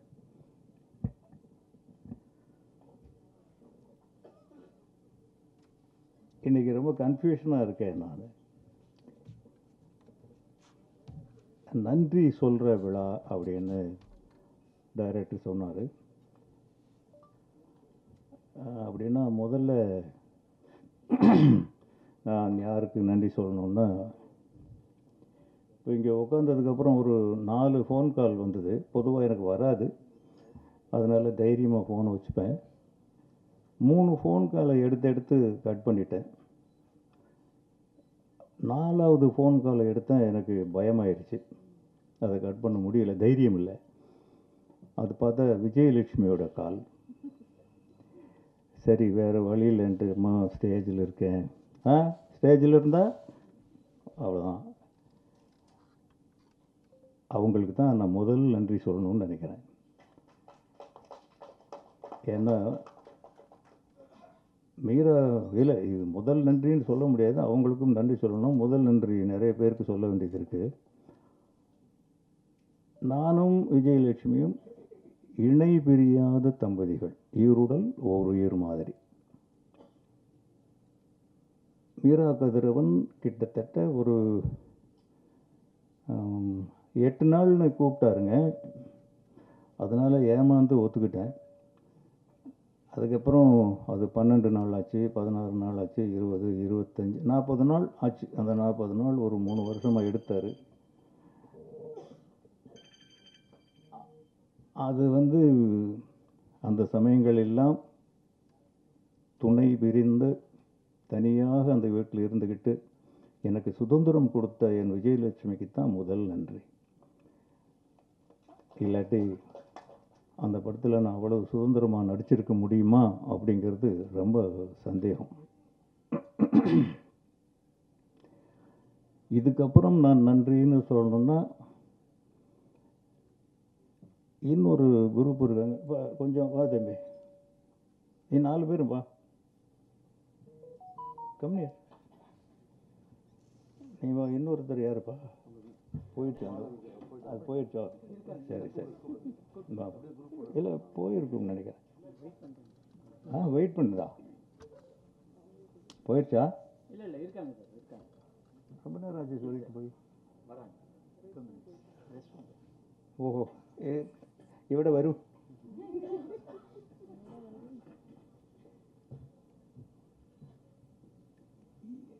இதில் நன்றி சொல்லணும்னா, இன்னொருத்தன் ஒரு சின்ன பையன் இருந்தான், கீழே போயிட்டானா? இவங்களுக்கு தாங்க நான் நன்றி சொல்லணும். ஏன்னா இந்த படம் ஒரு ரன்னிங் ரேஸ். இவங்கெல்லாம் எவ்வளவோ எனர்ஜியை தேக்கி வச்சுக்கிட்டு முதல் படம்ங்கிறதுனால ஒரு ஆவேசமாக வந்திருக்காங்க. நான் சினிமாவில் ஓடி உங்கள் எல்லாரையுமே தெரியும், நான் எல்லாருக்குமே பரிச்சயமானவன் தான். ஓடி டயர்டாகி களைச்சி அந்த நேரத்தில் அவர் என்னையை தட்டி எழுப்பி கூட்டிகிட்டு வந்து நடிங்கன்னு சொல்லி இவங்ககிட்ட கொண்டு வந்து விட்டுட்டார். எல்லாருக்குமே ஒரு கனமான கதாபாத்திரம், அவங்களுக்கு ஒரு தனி முத்திரை இருக்குது. அதை அவங்க அவ்வளவு நல்லா பண்ணுறாங்க. இந்த ரன்னிங் ரேஸில் இவங்கெல்லாம் கொஞ்சம் மனசு வைக்கலன்னா என்னால் ஓடி ஜெயிச்சிருக்க முடியாது. பாவம், ஒரு சீனியர் டைரக்டர் ஜெயிச்சுட்டு போகட்டும் அப்படின்னு என்னை கொஞ்சம் விட்டுட்டாங்க. யாரை குறை சொல்ல முடியும்? அந்த பொண்ணு கேசட்லேயே பேசி பேர் வாங்கிட்டு போயிடுச்சு.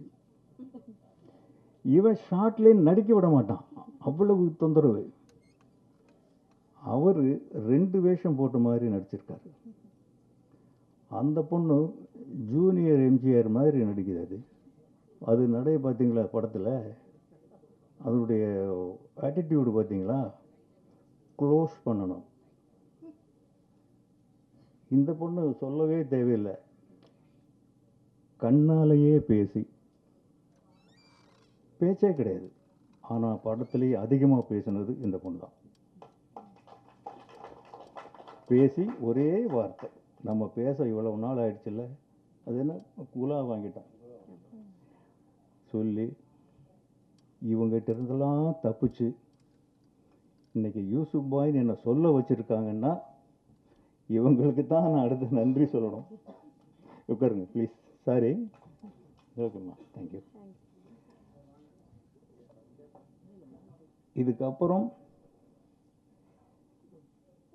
சமீபத்தில் எங்கள் வீட்டில் ஒரு நிகழ்வு நடந்தது. ஒட்டுமொத்த குடும்பத்தோடு சேர்ந்து ஹபீபி படம் பார்த்தோம். நான், என் மனைவி செல்வராகவன், தனுஷ், என் 2 மகள்கள், பேரன் பேத்திகள், எல்லாம் மொத்த குடும்பம் அட்டண்டன்ஸு. தனுஷோட வீட்டில் பார்த்தோம். அதில் ஒரு சம்பவம் நடந்துச்சு. என் வீட்டில் 2 பெண்கள், ஒரு பெண் டாக்டர் விமலா கீதான்னு ஒரு பொண்ணு, புலி மாதிரி, சிங்கம், புலி கூட கிடையாது, சிங்கம். எங்கள் வீட்டிலேயே எல்லாருமே அந்த பொண்ணுக்கு பயப்படுவாங்க. அப்படி ஒரு டேரிங்கான ஒரு பொண்ணு. படம் பார்த்துக்கிட்டு வரும்போது ஒரே சைலண்ட்டு. அந்த என்னுடைய இறுதி காட்சி வர்றதுக்கு முன்னாடி டக்குன்னு எழுந்து வெளியில் ஓடிடுச்சு. நான் என் ஒய்ஃப் முன்னாடி அந்த சீன் வரும்போது சொல்லுங்கள், நான் பார்க்க மாட்டேன்னு சொல்லிட்டாங்க. அவங்க ஒரு பெக்குலியரான ஆள். தனுஷை வந்து யாராவது அடித்தா கூட அவங்க அந்த படத்தை பார்க்க மாட்டாங்க. அப்புறம் வெளியில் போனால் அந்த பொண்ணு ஒரு அரை மணி நேரம் அழுகுது. ஏம்மா என்ன அழுகிற? இல்லை டாடி, எதுக்கு இப்படியெல்லாம் போய் நடிக்கிறீங்க? இது எனக்கே ஒரு புது விதமான அனுபவமாக இருக்குது. என்னடா இந்த பொண்ணு அழுகுதே, அது அயன் லேடிங்க, அது அவங்க தான் பபிஷோட அம்மா. அப்படி அழறாங்க. அதுதான் தியேட்டர் ரிசல்ட். என் பசங்க என்ன சொல்லுவாங்களோ அப்படின்னு கம்முன்னு இருந்தேன். படம் முடிஞ்சது. கம்முன்னு தான் எல்லோரும் இருந்தாங்க. தனுஷ் வந்து என்னை மேலே எங்களையும் பார்த்தாரு. என்னப்பா பேசாமல் இருக்க? இல்லைப்பா, சூப்பராக பண்ணியிருக்கீங்க. நான் என்னமோ நினச்சேன், எங்கேயோ அவருக்கு என்னென்னா, நான் ஒரு குழந்தை, எங்கள் வீட்டில் நான் ஒரு குழந்தை தான். அப்பாவை யாரோ ஏமாத்துறாங்க, எங்கெங்கேயோ கூட்டிகிட்டு போகிறாங்க அப்படிங்கிறது தான் அவங்களுடைய கால்குலேஷன். உண்மையும் அதுதான். நான் நிறைய இடத்துல ஏமாந்து போயிடுவேன். அப்படி தான் நீங்கள் ஏமாந்துருவீங்க, ஏதோ ஒன்று பண்ணியிருப்பீங்கன்னு நினச்சேன்ப்பா. கௌரவமான, எனக்கு கௌரவமான ஒரு படத்தில் நீங்கள் நடிச்சிருக்கீங்க.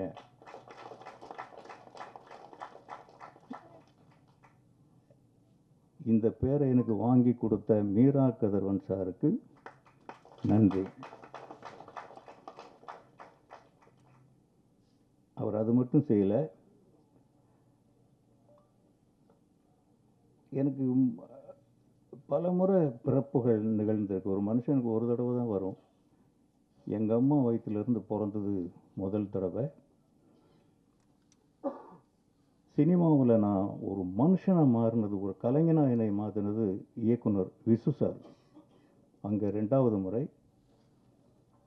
ராஜ்கிரண் என்னை இயக்குனராக்கினார், அது 3வது முறை. இந்த 3 பயணங்களுமே பார்த்தீங்கன்னா மிக நீண்ட பயணம், என் ஆயுளை கெட்டியாக்கிய பயணங்கள். இதுக்கப்புறம் ஓகே, நல்ல படங்கள் கொஞ்சம் பண்ணிட்டோம், எனக்கு திருப்தியான படங்கள், நல்ல படங்கள் சில பண்ணிட்டோம், பிள்ளைங்களெல்லாம் செட்டில் பண்ணிட்டோம். அப்படியே நிம்மதியாக ஏதோ புக்கு எழுதிட்டு இருந்தேன். அப்போ வந்து மீரா கதிரவன் என்னை நடிக்க கூப்பிடுறாரு. முதல்ல ஒத்துக்கலை, அப்புறம் ஒத்துக்கிட்டேன், அப்புறம் போனேன். ரொம்ப கௌரவமாக நடத்தினார். இந்த படம் ஹபீபி யூசுப் எனக்கு இன்னொரு பிறவி. இதை வச்சு இன்னும் எவ்வளவு நாள் போகும்? யாரும் என்னைய கூப்பிடுறாங்க, கூப்பிடலை, நடிக்க சொல்கிறாங்க, சொல்லலை. இதோட நடிக்காமல் இருந்தால் கூட எனக்கு ரொம்ப மகிழ்ச்சி. அப்படி ஒரு கதாபாத்திரம் அது. உண்மையிலே நான் நடிக்கவே கிடையாது அதில். நான் ஒரு குடும்பத் தலைவன், 4 குழந்தைகளுடைய தகப்பன், 10 பேர பிள்ளைங்க எனக்கு. அந்த அனுபவம் தான் எனக்கு அங்கே கை கொடுத்தது. அதை மீறி, அந்த எல்லையை மீறி என் பிள்ளைங்க சொன்னதெல்லாம் அதான் சொன்னாங்க. இல்லைப்பா, நீங்கள் என் மாப்பிள்ளை ஒருத்தர் இருக்கார், டாக்டர் கார்த்திக் ஆஞ்சநேயன் அப்படின்ட்டு, ரொம்ப பெரிய ஜீனியஸ் அவர். அவர் சொல்றார், பொதுவாக டைரக்டர்கள் நடிக்க வந்தால் கொஞ்சம் ஓவராக நடிச்சிருவாங்க அங்கிள், நீங்கள் எப்படி இப்படி அண்டர் ப்ளே பண்ணி இப்படி நடிச்சிருக்கீங்க அப்படின்னா எனக்கே அப்போ தான் படுது. மீரா கதிரவன் தான். அந்த வரம்புக்குள்ளேயே என் குடும்பத்தில் நான் எப்படி வாழ்கிறனோ அந்த வரம்புக்குள்ளேயே அந்த படத்தில் என்னை வாழ அனுமதிச்சார். சில இடங்களில் என்னை திருத்தினார். அவருக்கு இந்த இடத்துல ஒரு நன்றி. நான் நன்றி சொல்லணும்னா ரொம்ப பேருக்கு சொல்லணும். அவருக்கு இந்த இடத்துல ஒரு நன்றி. இது எங்கேருந்து இந்த பந்தம் உருவாச்சு? அவருக்கும் எனக்கும் ஒரு இயக்குனர், ஒரு நடிகர் அப்படிங்கிற உறவுக்கு மேலே ஏதோ ஒன்று வளர்ந்துருச்சுன்னு தான் நினைக்கிறேன். ஏன்னா படம் முடிஞ்சிருச்சு, ரிலீஸும் பண்ணிட்டாங்க. அந்த ரிலீஸ் பண்ண நாள்லேருந்து இந்த நிமிஷம் வரைக்கும் அவர் பின்னாலேயே தான் சுற்றுறேன் நான். இது எப்படி ஒரு டைரக்டர் பின்னால் எப்போ ஏன் நான் சுற்றணும்? எனக்கு அவர் திரும்ப என்னை வச்சு படம் எடுக்கணுங்கிற கட்டாயம். அவருக்கு தேவை இருந்தால் எடுக்கலாம், எனக்கு தேவை இருந்தால் கேட்கலாம், அது வேறு. அந்த இதெல்லாம் தாண்டி என்னை கடவுள் வேற ஒரு இடத்துல வச்சுட்டான்.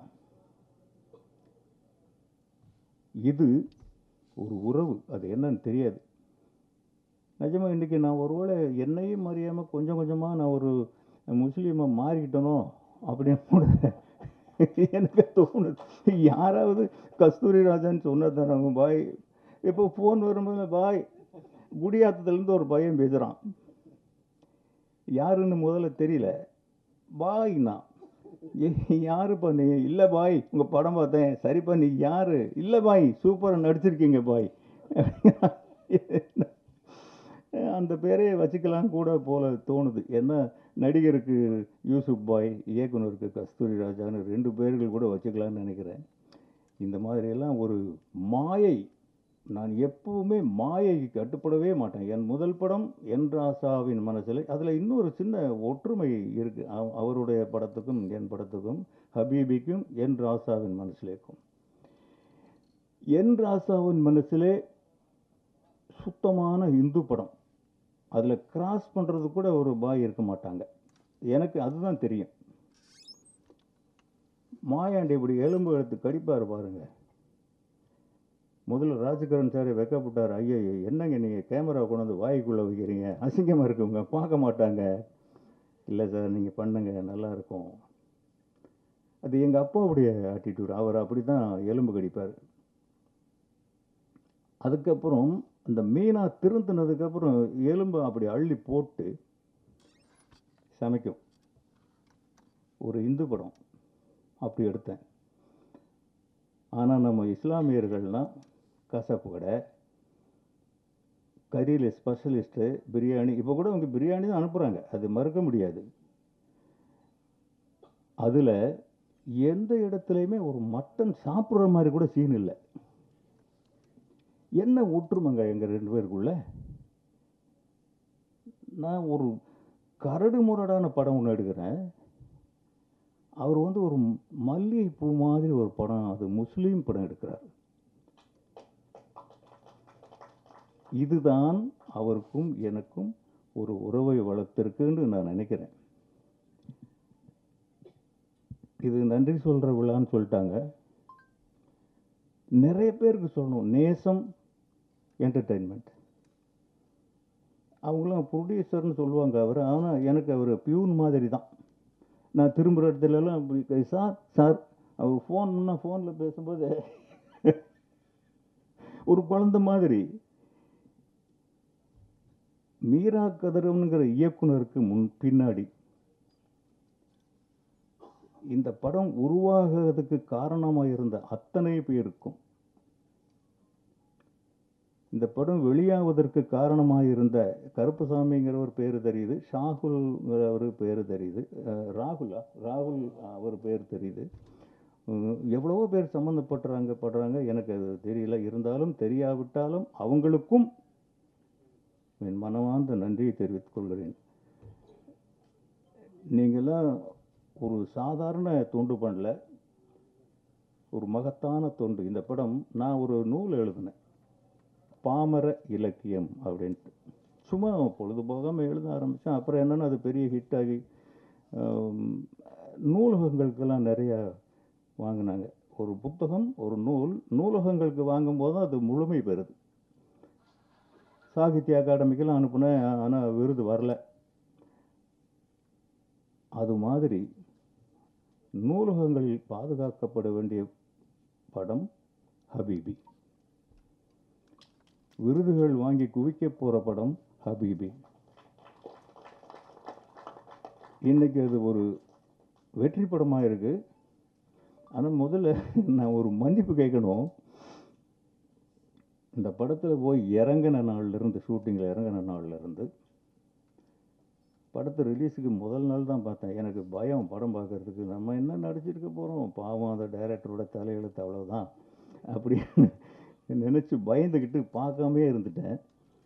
அப்புறம் சரி இந்த மாதிரி மேடைகளெல்லாம் பேச வேண்டியது வருமே, தெரியாமல் இப்படி பேசுறதுன்னு ஒரு நாள் பார்த்தேன். பார்த்த உடனே தான் தெரியுது, என்னடா பண்ணியிருக்கான் அந்த ஆள் அப்படின்னு. அந்த படத்தினுடைய அந்த ஒரு முழுமையை அவரை சிந்திக்க விட்டாங்க பார்த்தீங்களா.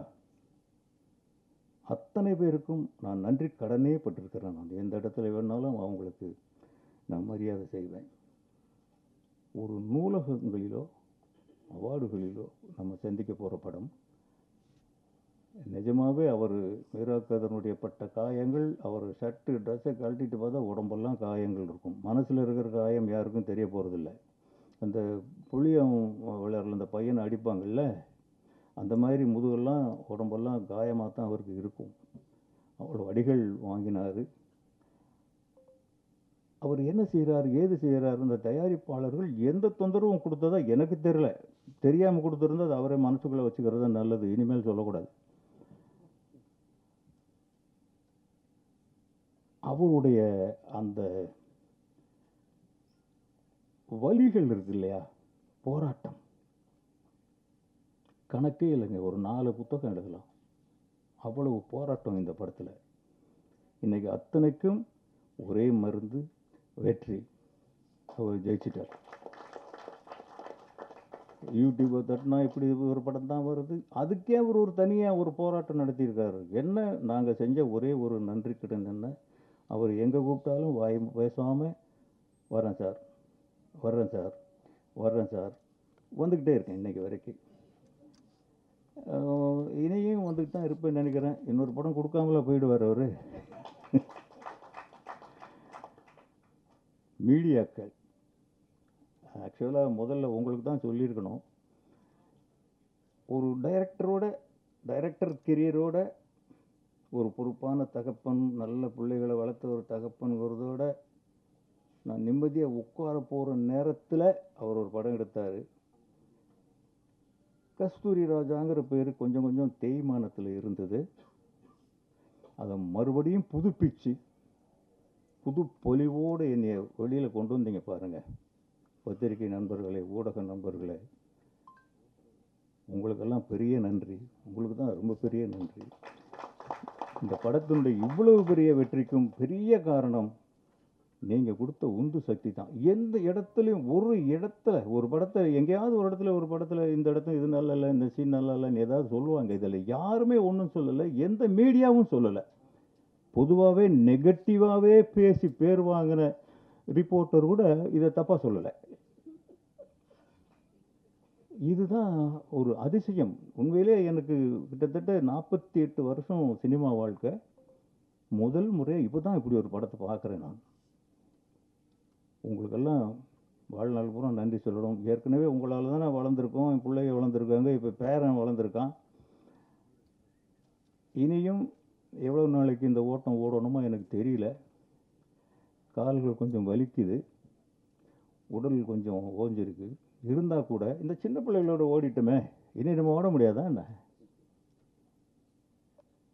ஓடிடுவேன் நான் உங்களுடைய ஆசீர்வாதத்தோட. சுரேஷ் காமாட்சி சார், எனக்கு அவர் யாருன்னு தெரியாது. அப்பப்போ பாரதி ராஜா சாரோட அவருடைய பேர் அடிபடும். பல இடங்களில் இந்த படத்துக்கு உயிர் வந்தது. சுரேஷ் காமாட்சி அவர்கள்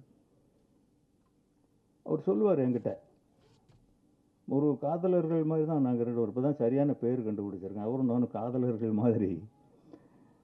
டெய்லி நானும் ஃபோன் பண்ணுவேன், அவர் பண்ணுவாரான்னு தெரியாது, நான் தான் பண்ணுவேன். டெய்லி பண்ணி சுரேஷ் காமாட்சி சாருக்கு ஒரு நன்றி சொல்லணும். கருப்பசாமிங்கிற நண்பரை வந்து நம்ம எங்கே சார் சந்தித்தோம்? ஏதோ ஒரு ப்ரொஜெக்ஷனில், கமலா தேட்டரில் தான் சந்திச்சு. இன்னும் சின்ன பையனாக இருக்காரு அண்ணா, அவர் செஞ்ச வேலை ரொம்ப பெருசு. அவருக்கு ஒரு நன்றி. ராகுல் சாருக்கு ஒரு நன்றி. ஒரு சின்ன படம் நடக்கிற வழி தெரியாமல் தவந்துக்கிட்டே இருந்த ஒரு படம், இவங்களால எல்லாம் தான் தலை நிமிர்ந்து இன்னைக்கு ஒரு சிங்கம் மாதிரி நிற்குது. இவங்களுக்கெல்லாம் நன்றி சொல்லாமல் நம்ம இருக்க முடியுமா? நன்றி, நன்றி, நன்றி, நன்றி.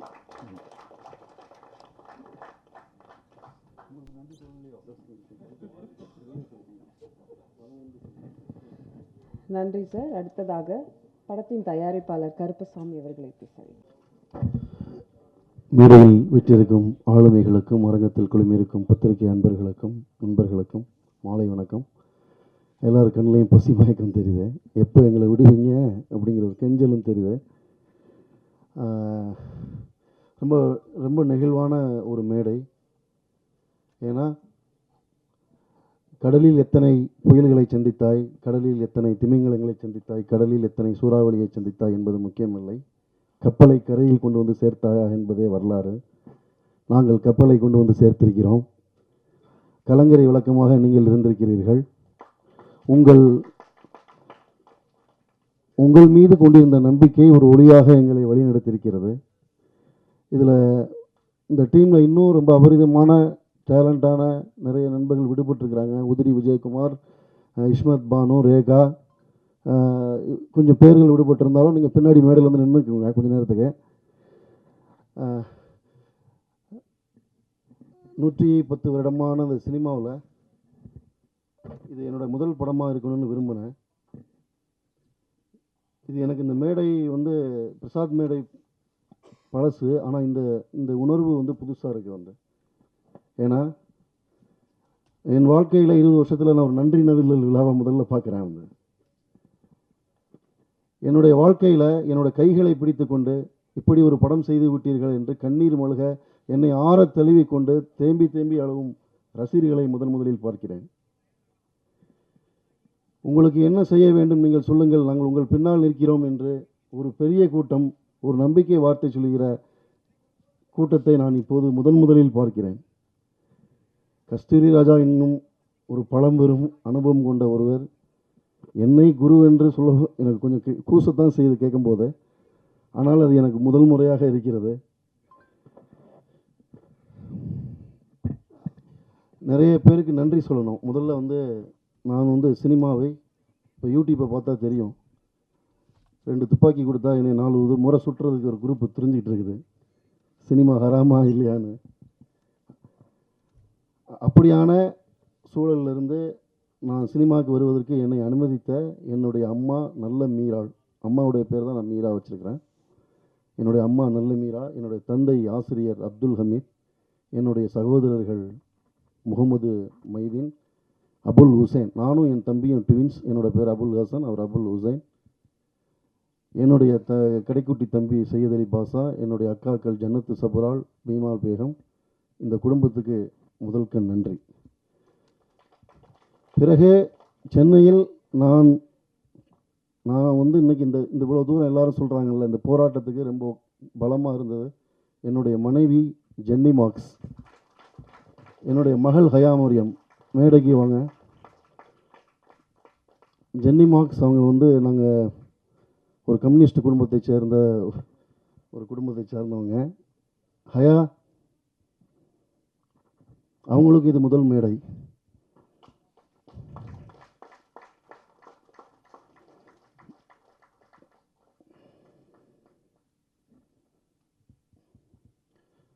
அவங்க வந்து எம்பிஏ ஸ்டூடெண்ட், லைலா காலேஜில் படித்தாங்க. ஃபிலிம் இன்ஸ்டியூட் டைரக்டர் அறிவழகனோட அசிஸ்டன்ட் டைரக்டர். நாங்கள் ஒரு ஃபிலிம் இன்ஸ்டியூட்டில் தான் ஃபிலிம் ஃபெஸ்டிவலில் சந்தித்தோம். என்னுடைய செல்ல மகள் ஹயா மரியம். எங்கள் வீட்டுக்காக ஹயா, அவங்களுக்காக மரியம்.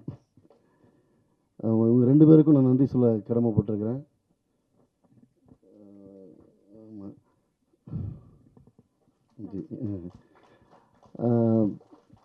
பிறகு இந்த பொண்ணை நடிக்க நடிக்க மாட்டேன்ட்டாங்க. இந்த படத்தில் கடைசி அவரை ஹயா மரியம்ங்கிற பேர் இவங்க பேர் தான். அவங்க சொன்னாங்க என்கிட்ட, எப்படி என்னோடய பர்மிஷன் இல்லாமல் நீங்கள் பேரை வைக்கலான்னு. சாரி. ஓகே. இந்த படம் ஒரு வகையில் ஆசீர்வதிக்கப்பட்ட படம். எல்லாரும் சொன்னாங்க கஷ்டப்பட்டேன், போராடினேன் அப்படின்னு. நான் சினிமாவில் எனக்கு எல்லா காலகட்டத்திலுமே என்னை வந்து நான் முட்டு சந்தில் நிற்கும் போது என்னை ஏதாவது ஒரு கை வந்து தூக்கிடும். அப்படி தூக்கினவர் தான் யுகபாரதி. யுகபாரதி வந்து இன்றைக்கி சினிமாவில் மீரா கதிரவன் அப்படிங்கிற அடையாளம் இருக்குன்னா அதுக்கு வந்து ஆரம்பகால அடித்தளம் விட்டது யுகபாரதி. யுகபாரதி வந்து அவங்க அம்மா ஆக்கி போட்ட சோத்தில் எத்தனையோ நாட்கள் நாங்கள் பசியாறி இருக்கிறோம்.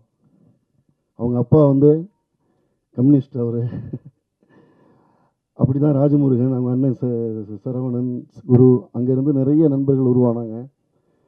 இப்போ இந்த படத்தில் கூட வந்து யுகபாரதி வந்து ரொம்ப ஸ்பெஷலாக வந்து எப்படியுமே ஒரு அம்மா வந்து தன் பிள்ளைக்கு செல்லமான பிள்ளைக்கு 2 துண்டு கறி துண்டு எக்ஸ்ட்ரா வைப்பாங்கள்ல ஒளிஞ்சிருந்து, அது மாதிரி ரொம்ப ஸ்பெஷலான பாடல் எனக்கு எழுதி கொடுத்தாரு யுகபாரதிக்கு. அப்புறம் மேடையில் இருக்கக்கூடிய எல்லா நடிகர்களுக்கும் தனித்தனியாக பேர் சொல்ல நேரம் இல்லை, யாரும் கோச்சிக்காதீங்க. ரேகா, இஸ்மத், தனுஸ்ரீ, ஈஷா, அனு, எல்லாருக்குமே, Karthik Netha, editor, Appunni Sajan, Rizwana costume designer. இந்த படத்துடைய காஸ்டியூம் எல்லாருமே பாராட்டினாங்க. அவங்க தான் மலர்.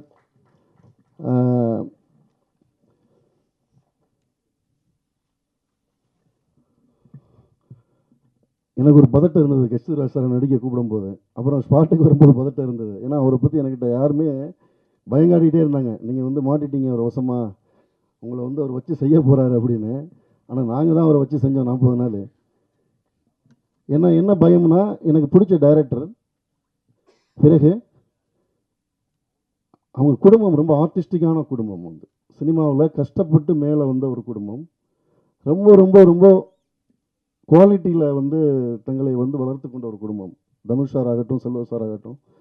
அப்போ என்னென்னா, நாளைக்கு வந்து நம்ம ஒரு நடிக்க வைக்க அவரை கூட்டு போய் அவங்க வீட்டில் அவருக்கு ஒரு கெட்ட பேர் வந்துடக்கூடாது. அவருடைய ஒரு டிக்னிட்டி இருக்குது ஒரு கரியரில். அந்த டிக்னிட்டிக்கும் வந்து நம்ம வந்து லாஸ் பண்ணிடக்கூடாதுன்னு ஒரு பதட்டம் இருந்துகிட்டே இருந்தது. இப்போ தனுஷ் சார் 2 நாளைக்கு முன்னாடி படம் பார்த்துட்டு நான் ரொம்ப பெருமைப்படுறேன்னு சொல்லும்போது அவர் சந்தோஷம் அடைஞ்சதை விட நான் சந்தோஷம் அடைகிறேன். அதான் உண்மை. ஏன்னா நான் மதிக்கக்கூடிய, ஏன்னா தனுஷ் சாருங்கிறது இந்தியாவுடைய ஒரு பெருமை, இந்தியாவுடைய ஒரு சாதனை. இன்றைக்கி ஒரு இன்டர்நேஷ்னல் ஆக்டர். அவர் ஒரு மிகச்சிறந்த நடிகர். கமலஹாசனுக்கு பிறகு தன்னை உடலாலும் மனதாலும் வருத்தி கொண்டு ஒவ்வொரு படத்துக்கும் புதுசாக நடிக்கக்கூடிய, புதுசாக உழைப்பு போடக்கூடிய ஒருத்தர். சாரோடைய நடிப்பை பார்த்து அவர் சொல்கிறாரு, அவர் மட்டும் இல்லை, ட்விட்டரில் கூட போட்டிருந்தார், எல்லாரும் படிச்சிருப்பீங்க. நடிச்சிருக்கக்கூடிய எல்லா நடிகர்களுக்கும் அபரிதமாக நடிச்சிருக்கக்கூடிய எல்லாருக்குமே வாழ்த்துக்கள்னு போட்டிருந்தார். அதுதான் தனுஷ் சாருடைய பெருந்தன்மை. தனுஷ் சாருக்கும் இந்த மேடையில் நான் நன்றி சொல்லிக்கிறேன். வந்து சார், உங்களுடைய குடும்பத்தார் மேடம் அவங்கெல்லாம் வந்து ஒவ்வொரு முறையும் மேடம்கிட்ட பேசும்போது எங்கள் அம்மாட்ட பேசுகிற மாதிரி இருக்கும். வந்து அவங்க வந்து அவ்வளவு தன்மையாக, அவ்வளவு வந்து கன்சர்னாக பேசுவாங்க. ரொம்ப சந்தோஷப்பட்டு இது அவங்க பேசினாங்க. ரொம்ப நன்றி.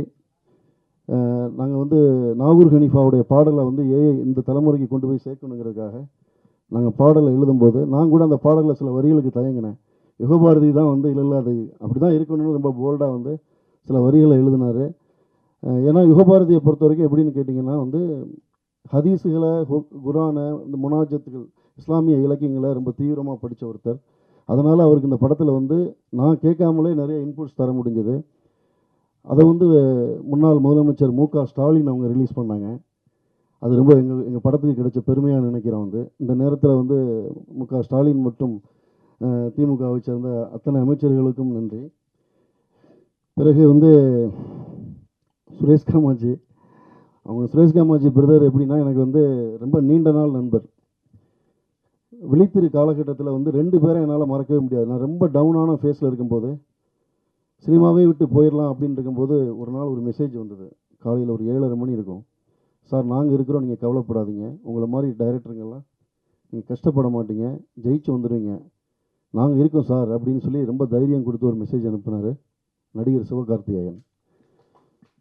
நான் எப்போவுமே சிவகார்த்திகேயனை நான் நன்றியோட சிவகார்த்திகேயன் சாரை நான் எப்போவுமே நன்றியோடு நினச்சி பார்க்குறேன்.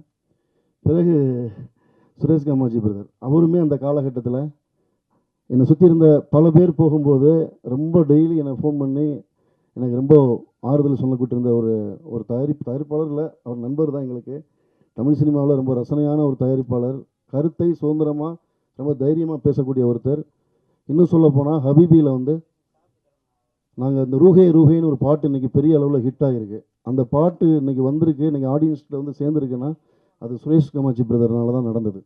அவர் தான் அன்றைக்கி வந்து பிரதர் எனக்கு இந்த மாதிரி இந்த பாட்டு படப்பிடிப்புக்கு போகணும், பணம் இல்லைங்கும்போது சினிமாவில் யாருமே செய்ய மாட்டாங்க, உங்கள் அக்கௌண்ட்டை பாருங்கன்னாரு. என் அக்கௌண்ட்டில் 15 லட்ச ரூபா பணம் வந்துருந்தது. வந்து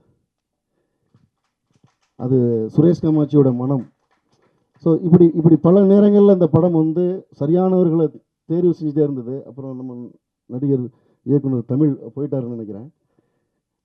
தமிழ் அவங்க டீமுக்கே நாங்கள் ரொம்ப ஸ்பெஷலாக நன்றி சொல்லணும். ஏன்னா ஒரு இஸ்லாமிய சினிமா சாத்தியமா, அது கமர்ஷியலாக ஒர்க் ஆகுமா, இஸ்லாமியர்களுக்காக பேசக்கூடிய ஒரு சினிமா வந்து ஒர்க் ஆகுமாங்கும்போது நாங்கள் ரெடியாகி ரிலீஸ்க்கு பிஸ்னஸ்க்கு ரெடியாக இருக்கும்போது சிறை வந்து ஹிட் ஆகிருந்தது எங்களுக்கு பெரிய நம்பிக்கையாக மாறுச்சு. இன்றைக்கி வந்து ஹபீபி வந்து தேட்டருக்கு வந்திருக்குன்னா அது சிறை டீமோடைய எஃபோர்ட்டும் அதில் ரொம்ப முக்கியமான ஒரு காரணம். அது தமிழ் அவங்களுக்கும் டைரக்டர் சுரேஷ் ராஜகுமாரிக்கும் ப்ரொடியூசர் லலித் சாருக்கும் அது நடித்த அந்த டீமில் இருந்த எல்லாருக்குமே இந்த நேரத்தில் எங்கள் டீம் நன்றி கடன் பட்டிருக்கிறோம். வந்து கசாலி அண்ணன், சாகுல் சார், மஷூக், மதியெலாம் பார்த்திங்கன்னா ரொம்ப முக்கியமான ராம் சாரோட அசிஸ்டண்ட். அவர் ஆக்சுவலி எடிட்டிங்கில் நாங்கள் நிறைய டைம் எடுத்துக்கிட்டோம் அந்த படத்துக்கு. ஏன்னா வந்து ஒரு 45 வருஷ கால வாழ்க்கையை சொல்லணும், ஆனால் டைம் 2 மணி நேரம் 10 நிமிஷத்தில் சொல்லணும். கிட்டத்தட்ட மதி வந்து அவர் வீட்டுக்கே ஒரு 20 நாளைக்கு அப்புறம் தான் போவார். வந்து அவங்க மனைவி தேடி வந்துடுவாங்க எடிட்டிங்க்கு வந்து. ஸோ அந்த மாதிரியான ஒரு திறமையான ஒரு பையன், அவருக்கு ஒரு பெரிய எதிர்காலம் இருக்குது.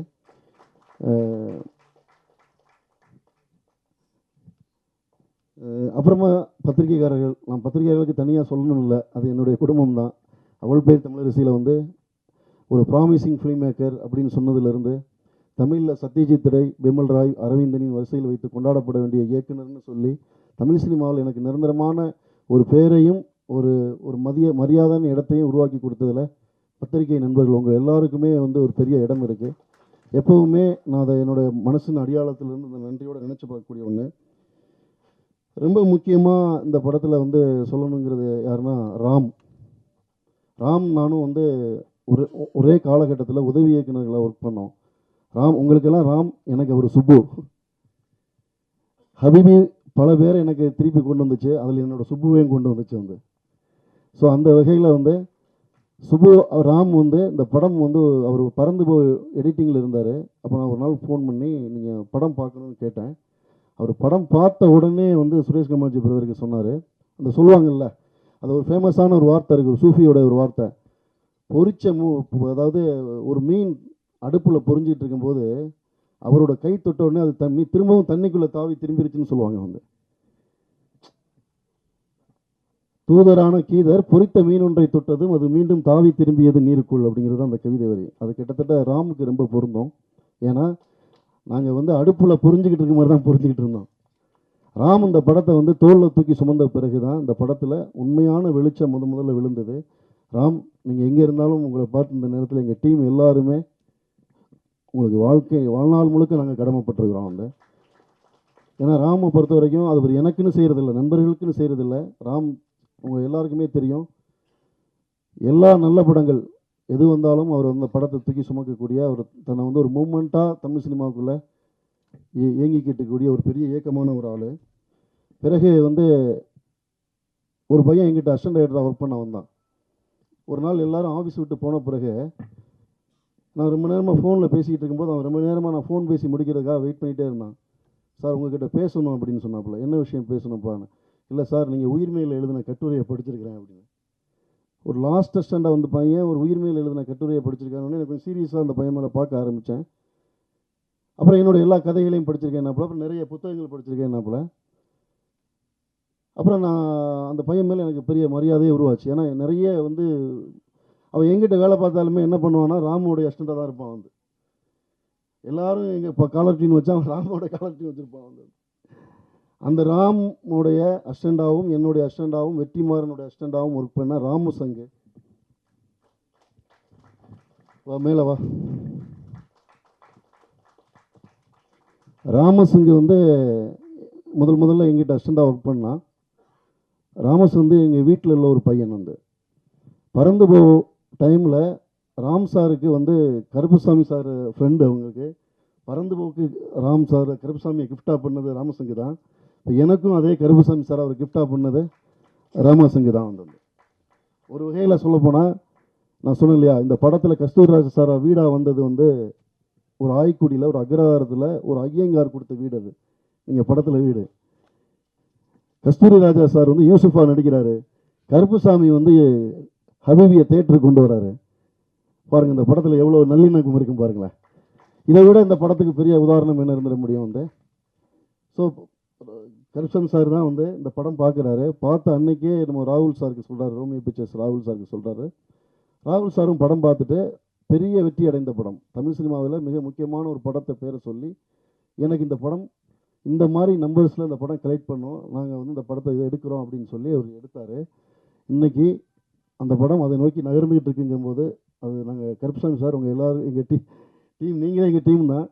உங்கள் எப்போவுமே நாங்கள் எங்கள் வாழ்நாள் முழுக்க நான் உங்களுக்கு நன்றி கடன் பட்டிருக்கிறேன். ரொம்ப நன்றி சார்.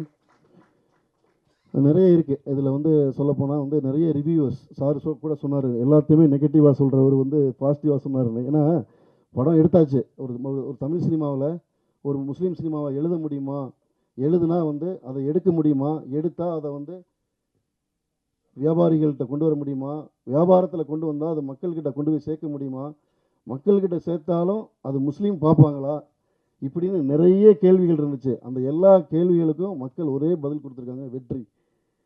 எல்லா இடங்கள்லையுமே வந்து இன்றைக்கி நாங்கள் போகிற இடங்களில் நிறைய தேட்டர் விசிட் பண்ணும்போது நிறைய கூட்டங்கள் வராங்க. அதில் குறிப்பாக வந்து பார்த்திங்கன்னா முஸ்லீம்ஸ் நான் முஸ்லீம்ஸ் 2 பேருமே வர்றாங்க. முஸ்லீம்ஸுங்க வந்து நிறைய பெண்கள் கஸ்தூரிராஜ் சாரோட கையை பிடிச்சிட்டுலாம் எங்கள் வாப்பா மாதிரி இருக்கீங்க, எங்கள் அப்பா மாதிரி இருக்கீங்கன்னு எவ்வளவோ பேர் சொல்கிறாங்க. அதனால் இந்த சில பேர் வந்து சுரேஷ் கமாஜி பிரதர் சொன்ன மாதிரி சினிமா ஹராமா இல்லையா அப்படின்லாம் பெரிய விவாதம் போயிட்டுருக்கு. அது எப்படின்னா சென்னை குடிநீருக்கு இக்கு வருமா வராதான்னு கேட்குற மாதிரி, முதல்ல குடிநீர் வரட்டும். அது மாதிரி சினிமாவில் 110 வருஷத்துல வந்து இஸ்லாமிய வாழ்க்கை வரல. அது ரொம்ப அழகாக சொன்னார் சுரேஷ் கமாஜி பிரதர். என்னென்னா சினிமா ஒரு பவர்ஃபுல்லான ஆயுதம். நீங்கள் வந்து ஹிட்லருடைய காலகட்டத்திலிருந்து இன்றைக்கி பேலஸ்தீன் வரைக்கும் வந்து சினிமா வந்து ஒரு பெரிய வந்து ரோல் ப்ளே பண்ணுது. இந்தியாவில் இன்றைக்கி வந்து சினிமாவில் தான் இன்றைக்கி வந்து கடந்த 15 வருஷமாக இஸ்லாமியர்களை வந்து இன்றைக்கி ஒரு 5 வயசு குழந்தைகிட்ட வந்து ஒரு பென்சிலை கொடுத்து ஹூ இஸ் டெரரிஸ்ட் அப்படின்னு கேட்டால் அந்த குழந்தை தாடியும் தொப்பியும் போட்ட ஒரு உருவத்தை தான் வரையும். அந்த மூளைக்குள்ளே வரைக்கும் இன்றைக்கி போய் சேர்த்துருக்கிறதுக்கு மீடியா பெரிய முக்கியமான காரணமாக இருந்திருக்கு. மீடியா பெரிய ஆயுதமாக இருந்திருக்கு. இது ஆயுதமாக நீங்கள் எடுக்கலைன்னா இன்னொருத்தங்க அந்த ஆயுதத்தை எடுத்து போட்டுருவாங்க உங்களை. அதுதான் சுரேஷ் கமாஜி பிரதர் ரொம்ப நல்லா சொன்னார். இதை மக்கள் புரிஞ்சுருக்கிறாங்க. இன்றைக்கி இந்த தேட்டருக்கு வந்து கூட்டமாக அலையலையாக வரக்கூடிய மக்கள் புரிஞ்சு மக்கள் ரொம்ப ஃபார்வேர்டாக வந்திருக்கிறாங்க. அதனால் நாங்கள் வந்து சில பேர் வந்து எனக்கு இந்த பத்வா கொடுக்கறதுக்கு சில பேர், ஏன்னா ஒரு காலகட்டத்தில் டிவி பெட்டி வந்து சாத்தானின் பெட்டின்னு சொன்னாங்க. வந்து இன்றைக்கி அதே டிவி பெட்டியில் தான் வந்து பயான் பேசிகிட்டு இருக்காங்க இல்லையா.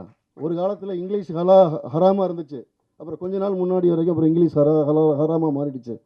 இன்னொரு 5-6 வருஷத்தில் சினிமாவும் ஹலாலாக மாறிடும். நிச்சயமாக மாறும், மாற்றி தான் ஆகணும், வேறு வழி இல்லை. வந்து ஏன்னா எனக்கு நான் வந்து தோல்பாவை கூத்து கலைஞர்களை பற்றி முதல் படம் எடுத்தேன். ஏன்னா இன்றைக்கி நான் ஒரு திரையில் கதை சொல்லக்கூடிய ஒரு இயக்குனர், இங்கே இருக்கக்கூடிய எத்தனையோ நல்ல இயக்குனர்கள், இன்றைக்கி இருக்கக்கூடிய உலகம் முழுக்க இருக்கக்கூடிய எல்லா இயக்குனர்களுமே திரையில் தான் கதை சொல்கிறாங்க. ஆனால் முதல்ல திரையில் கதை சொன்னவங்க யாருன்னா தோல்பாவை கூத்து கலைஞர்கள். அந்த தோல்பாவை கூத்து கலைஞர்கள் தான் எங்கள் எல்லாருக்குமே முன்னோடி. ஆனால் அந்த தோல்பாவை கூத்து கலைஞர்களை பற்றி 100 வருஷம் படமே இல்லைங்கிறதுனால தான் நம்ம முதல் முறையாக அந்த படம் எடுத்தோம். எப்படி எனக்கு தோல்பாவை கூத்து கலைஞர்களை பற்றி படம் இல்லைன்னு எனக்கு ஒரு சமூக பொறுப்புள்ள கலைஞனாக எனக்கு ஒரு வருத்தம் இருந்ததோ, அதே வருத்தம் தான் எனக்கு 110 வருஷமாக முஸ்லீம் படம் இல்லைங்கிறது. நான் முஸ்லீமாக இருக்கிறதுனால கிடையாது. மேபி இந்த படம் உயிர்ப்பாக வர்றதுக்கு முஸ்லீம் படம் ஒரு காரணமாக இருந்திருக்கலாம். நான் இன்னும் முஸ்லீமாக இருக்கிறதுக்கு காரணமாக இருந்திருக்கலாம். புதிய கதவு திறந்திருக்கு தான், அது நிச்சயமாக அதை உணர முடியுது. கஸ்தூரிராஜ் சார், நாங்கள்லாம் நிறைய தேட்டர் விசிட் போகும்போது எல்லாருமே மனதார சொல்லுறாங்க, புதிய கதவு திறந்திருக்கு. இதன் வழியாக அடுத்தடுத்து வந்து நாங்கள் ஒரு பெரிய வெற்றியாக என்ன பார்க்குறோன்னா, கருப்சாமி சாரி மாதிரியான ஒரு நல்ல டிஸ்ட்ரிபியூட்டர், நல்ல ப்ரொடியூசர், நேசம் மாதிரி ஒரு நல்ல ப்ரொடியூசர், ரோமியோ பிக்சர்ஸ் உங்களுக்கே தெரியும், அஜித் விஜய் படங்களை பண்ணக்கூடிய ஒரு ப்ரொடியூசர், இதெல்லாம் வந்து இன்றைக்கி கிட்டத்தட்ட 230க்கு அதிகமாக. நேற்று நம்ம சுரேஷ் கமாஜ் ஒரு ப்ரொடியூசர், அவர் சொல்கிறாரு நேற்றுக்கும் இன்றைக்கி 20 தேட்டர் எக்ஸஸ் ஆகிருக்கு. ஸோ இது ஒரு வெற்றியாக இருந்தாலும் இது எல்லாத்தை விட பெரிய வெற்றியாக நாங்கள் நினைக்கிறது, இஸ்லாமியர்கள் குறித்த பார்வையை இந்த படம் மாற்றிருக்கு அப்படின்னு சொல்கிறத நான் ஒரு பெரிய வெற்றியாக நினைக்கிறேன். வந்து உங்கள் எல்லாருக்கும் பெரிய சந்தோஷம். என்னோடய உதவி இயக்குநர்கள் மேடைக்கு வாங்க, எல்லாருமே மேடைக்கு வாங்க. டீம் மெம்பர்ஸ் மனோஜ், ராஜவேல் எல்லாருமே மேடைக்கு வாங்க. நிறைய சம்பிரதாயமாக அதை பார்த்துருப்பீங்க உங்களுக்கு. ஆனாலும் இந்த படம் உங்களுக்கே தெரியும், 110 வருஷத்தில் இந்த படத்தை எழுதுறதுல, இந்த படத்தை எடுக்கிறதுல, இந்த படத்தை கொண்டு வந்து சேர்க்கறதுல நிறைய சவால்கள் இருக்குது. அப்படியான சவால்களெல்லாம் தாண்டி வர்றதுக்கு இவங்க எல்லாருமே ரொம்ப காரணமாக இருந்தாங்க. ஹசன், அப்புறமா ரொம்ப முக்கியமாக நாங்கள் நன்றி செலுத்தக்கூடியது வந்து PRO team, Suresh Chandra sir, Nassar sir, அவங்களுடைய D1 வந்து இந்த படத்துக்கு வந்து 24/7 நிறையா ஒர்க் பண்ணாங்க. என்னோடய வாழ்க்கையிலேயே வந்து எல்லாமே புதுசுன்னு சொன்னேன் இல்லையா, 2 தேட்டர் ஓனர் என்கிட்ட பேசியிருக்காங்க இது வரைக்கும் வந்து என்னோடய 20 வருஷத்தில் வந்து. அவங்க சொல்கிறது என்னென்னா வந்து தேட்டர் இன்க்ரீஸ் பண்ணிகிட்டே இருக்கிறோம், மக்கள் வந்து நிறைய வந்துகிட்டே இருக்கிறாங்க அப்படின்னு. ஆக்சுவலாக நல்ல கதைகளுக்கு தமிழ் சினிமாவில் எப்போவுமே ஒரு இடம் உண்டு, தமிழ் மக்கள்கிட்ட ஒரு இடம் உண்டு. அதை சாத்தியப்படுத்துவதற்கு காரணமாக இருந்த எல்லோரையுமே நான் இந்த நேரத்தில் நான் வந்து நன்றியோடு நினைவு கொள்கிறேன். சவுண்டு உதய் போயிட்டாரா? ஆமாம், உதய் வந்து ரொம்ப முக்கியமான ஒரு சவுண்ட் இன்ஜினியர். அவரெல்லாம் இந்த படத்துக்கு ஒரு ஆபத் பாண்டவர் மாதிரி வந்து எனக்கு உதவி செஞ்சார். ரொம்ப இக்கட்டான ஒரு சூழலில் இருக்கும்போது எனக்கு சவுண்ட் ரொம்ப கம்மியான ஒரு படத்துக்கு சவுண்ட் டிசைன் பண்ணி கொடுத்தாரு. எல்லாருக்குமே நடிகர்கள், ஏன்னா அந்த படம் இவ்வளோ நல்லா வந்திருக்குன்னா ஆக்சுவலாக இவங்க நடிகர்கள் எல்லாருடைய அபரிதமான நடிப்பு தான், அதுதான் உண்மை. நான் எழுதுறதில் மேக்ஸிமம் சில கேரக்டர், கௌஷிக், எல்லா கேரக்டரும் வந்து சில நேரங்களில் ஒர்க் ஆகும், சில நேரங்களில் ஒர்க் ஆகாது, நம்ம நடிப்பு சில நேரங்களில் மிஸ் ஆகிடும். ஆனால் ஒரு கஸ்தூரிராஜ் சார்லேருந்து எல்லாருமே ரொம்ப பிரமாதமாக வந்து நடித்தாங்க. இந்த படம் இவ்வளோ உயிர்ப்பாக இருக்கிறதுக்கு காரணம் நடிகர்கள். இதுக்கு பின்னாடி ஒர்க் பண்ண எல்லாருக்கும் சில நேரங்களில் பேர் விடுபட்டுருக்கலாம். ரொம்ப முக்கியமாக நாங்கள் தேங்க் பண்ண வேண்டியது, இந்த படத்தை வந்து கிரீன் பார்க்கில் அவங்க எல்லாருக்குமே தெரியும், தமிழ் சினிமாவோட வரலாற்றிலே 45 இயக்குநர்களுக்கு மேலே குழுமி இந்த படத்துக்கு மேலே ஒரு பெரிய வெளிச்சத்தை பாய்ச்சினது அவங்களுடைய அன்பு தான். இந்த படம் வெளியே தெரிஞ்சது வந்து இந்த இயக்குநர்கள் தான். பாக்யராஜ் சார்லேருந்து, பார்த்திபன் சார்லேருந்து, ஜெயரன் சார்லேருந்து, அமீர் சார்லேருந்து, மிஷ்கின், வெற்றிமாறன், ரஞ்சித், புதிய இயக்குநர்கள் வரைக்கும் வந்து நிறைய பேர் வந்து இந்த படத்தை வந்து மக்கள்கிட்ட கொண்டு போய் சொன்னாங்க. அவங்க எல்லாருக்கும் இந்த நேரத்தில் மனசுலேருந்து நன்றியை சொல்லிக்கிறேன். என்னோடய டீமில் எல்லாருக்குமே நன்றி. நேரம் குறைவாக இருக்குது, நிறைய பேசணும்னு நினச்சிருந்தேன். அப்புறமா நிறைவாகவும் குறைவாகவும் எழுதிய பேசிய எல்லோருக்குமே நன்றி. தவறுகள் இருந்தால் திருத்திக் கொள்கிறோம். அடுத்தடுத்த படங்களுக்கு சொல்லிட்டேன்.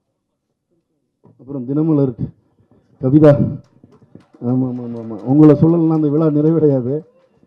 நம்ம ரொம்ப சிறப்பான முறையில் தொகுத்துறீங்க. ஆமாம். அப்புறம் இந்த படம் வந்து, இந்த படத்துடைய விதை எங்கேருந்து ஆரம்பித்ததுன்னு யுகபாரதி நண்பர் நல்லா சொன்னார். எனக்கு 20 வருடமாக கனவாக இருந்தது அது. அந்த கனவை சாத்தியப்படுத்துவதற்கு என்னுடன் துணை நின்ற என்னுடைய ஆருயிர் நண்பர் VS முகமது அமீன். நிறைய பேர் இப்போ டைரக்டர் அமீர் சார் கூட கேட்டார், இவ்வளோ ரியல் லொக்கேஷன்ஸ்குள்ளார, பள்ளிவாசல்னால் பள்ளிவாசல், அடக்கஸ்தலம்னா அடக்கஸ்தலம், எப்படி இவ்வளோ ரியல் லொக்கேஷன்ஸ்குள்ளே ஷூட் பண்ண முடிஞ்சது அப்படின்னு கேட்டார். அதை சாத்தியப்படுத்தி கொடுத்தது வந்து அமீனும் அவருடைய உறவினர்களும் அந்த குடும்பத்தாரும் அந்த கடையநல்லூர் ஊரே இருந்து இந்த படத்தை சாத்தியப்படுத்தி கொடுத்தாங்க. சில நேரங்களில் நம்ம ஒரு படம் முடிக்கும்போது ஒரு சில பேரோடு தான் நம்ம திரும்ப ஒர்க் பண்ணணும்னு தோணும். ஆனால் இந்த டீமோட திரும்ப அப்படியே ஒர்க் பண்ணணுங்கிற நம்பிக்கையையும் சந்தோஷத்தையும் இந்த கொடுத்த டீம் இது. நீங்கள் எல்லாரும் எப்பவும் கூட இருக்கணும். கஸ்தூராஜ் சார், நான் உங்களை பற்றில நிறைய பேசணும்னு நினச்சிருந்தேன், நிறைய பேசணும். ஏன்னா அவர் வந்து சார் வந்து ஒரு விஷயந்தான் நான் எல்லா இடங்களையும் சொல்கிற மாதிரி என்னென்னா, அவர் ஒரு பெரிய டைரக்டர். நான் வந்து அவருக்கு முன்னாடி ஒன்றுமே கிடையாது. ஆக்சுவலாக அவர் வந்து மானிட்டரில் அவர் எத்தனை நடிகர்களை மானிட்டரில் பார்த்துருப்பாரு, எத்தனை நடிகர்களுக்கு கரெக்ஷன் சொல்லியிருப்பார். சிவாஜி கணேசன் வரைக்கும் அவர் நடிக்க வச்சுருக்காரு. ஆனால் ஒரு நாள் கூட வந்து அவர் மானிட்டரை பார்த்ததே கிடையாது. நான் இந்த மேடை வழியாக நான் தமிழ் சினிமாவுக்கு இருக்கிற அத்தனை இயக்குநர்களுக்கு சொல்கிறேன், கம்ப்ளீட்டாக நீங்கள் ஒரு டைரக்டரோட ஆக்டர் உங்களுக்கு வேணும்னா நீங்கள் நாளைக்கே கஸ்தூராஜ் சாரை கமிட் பண்ணிவிடுங்க. ஏன்னா சில பேர் எனக்கு பயங்காட்டின மாதிரி உங்களுக்கும் பயங்காட்டுவாங்க. அவர் அப்படி இல்லை, அவர் ஒரு குழந்தை. ஆமாம், இல்லை ராஜ்மோகன்லாம் ஆல்ரெடி சொல்லிட்டாருன்னு நினைக்கிறேன் அவன்ட்டு வந்து. அதனால் வந்து என்னென்னா, கஸ்தூராஜ் சார் வந்து நினச்சிருந்தா தன்னோட அதிகாரத்தை எங்கள் டீம், நாங்களாம் ரொம்ப சின்ன டீம் எல்லாருமே, எங்கள் மேலே அந்த அதிகாரத்தை காட்டியிருக்க முடியும். ஆனால் அவர் அப்படி இல்லை, வந்து ரொம்ப கஷ்டப்பட்டு தன்னை உடலை வருத்தி மனசை வருத்தி தான் அவர் இந்த ஷூட்டிங் ஸ்பாட்டில் இருந்தார். அவர் வந்த பிறகு தான் ஹபீபியாகவே மாறிச்சு. வந்து எங்களுடைய முதல் ஹபீபியே கஸ்தூராஜா சார் தான். வந்து ஈஷாவை பொறுத்த வரைக்கும் என்னோடய நண்பர் தான் அவரை கூட்டு வந்து அறிமுகப்படுத்தினார். நண்பருடைய மருமகன் தான் அவர். நான் ஒரு வாக்கு கொடுத்தேன், வந்து தமிழ் சினிமாவில் ஒரு நல்ல இடத்துல கொண்டு வந்து அந்த ஹீரோவாக 4 பேர் நல்லா சொல்கிற மாதிரி ஒரு ஹீரோவாக கொண்டு வந்து நிப்பாட்டிட்டேன்னு அந்த வார்த்தையை நான் சொல்லேன். அந்த வார்த்தையை நான் காப்பாற்றிருக்கேன்னு நினைக்கிறேன். பொதுவாக கொடுத்த வார்த்தையை காப்பாற்றுன்னு நினைக்கிற ஆள் நான் வந்து அந்த வகையில் வந்து ஈஷாவுக்கு நான் அந்த வார்த்தையை காப்பாற்றிட்டேன்னு நினைக்கிறேன். இவ்வளவு நேரம் பொறுமையாக இருந்தவங்க எல்லாருக்கும், நீங்கள் கேமராலாம் ஆஃப் பண்ணிட்டீங்க தெரியும் எனக்கு, இருந்தாலும் நான் பேசி தான் ஆகணும். இரட்டை குழந்தைகள் பிறந்த திரைக்கதையில் வேறு என்ன தான் செய்வது, ஒன்றும் பண்ண முடியாது. எல்லாருக்கும் நன்றி. நீங்கள் எல்லாருமே என்னோட அண்ணன்கள் தான். பர்சனலாக இங்கே இருக்க எல்லாருமே என்னை வந்து ஒரு தம்பி மாதிரி தான் நினச்சி எப்போவுமே ஃபோன் பண்ணி பேசுவாங்க. தோழர்கள், நண்பர்கள் எல்லாருமே நீண்ட கால வருடங்களாக பார்க்கக்கூடிய முகங்கள். உங்கள் எல்லாருக்கும் இந்த படத்துடைய இன்னொரு வெற்றி விழாவும் இருக்குது. ஸ்பெஷலாக வந்து உங்கள் எல்லாரோடையும் உரையாடுறேன். எல்லோருக்கும் நன்றி. ஃபரிதா, இவங்க வந்து கஸ்தூரி ராஜா சாரை நாங்கள் முஸ்லீமாக மாற்றினோம்ல, ஃபரிதாவை நாங்கள் முப்படாதியாக மாற்றிட்டோம். மயில்வாகனனுடைய மனைவியாக நடித்தவங்க இவங்க ஃபரிதா. இவங்க சூப்பர் சிங்கரோடைய மிக முக்கியமான ஒரு சிங்கர். நிறைய முக்கியமான பாடல்கள்லாம் பாடியிருக்கிறாங்க. ஃபரிதா வந்து முப்படாதையாகவும் கஸ்தூரி ராஜா யூசுஃபாகவும் மாறியது தான் ஹபீபியின் அழகு. அதுதான் இந்த நிலத்தின் அழகு. அதுதான் இங்கே இருக்கக்கூடிய மக்களின் அன்பின் அழகு. எல்லோருக்கும் நன்றி.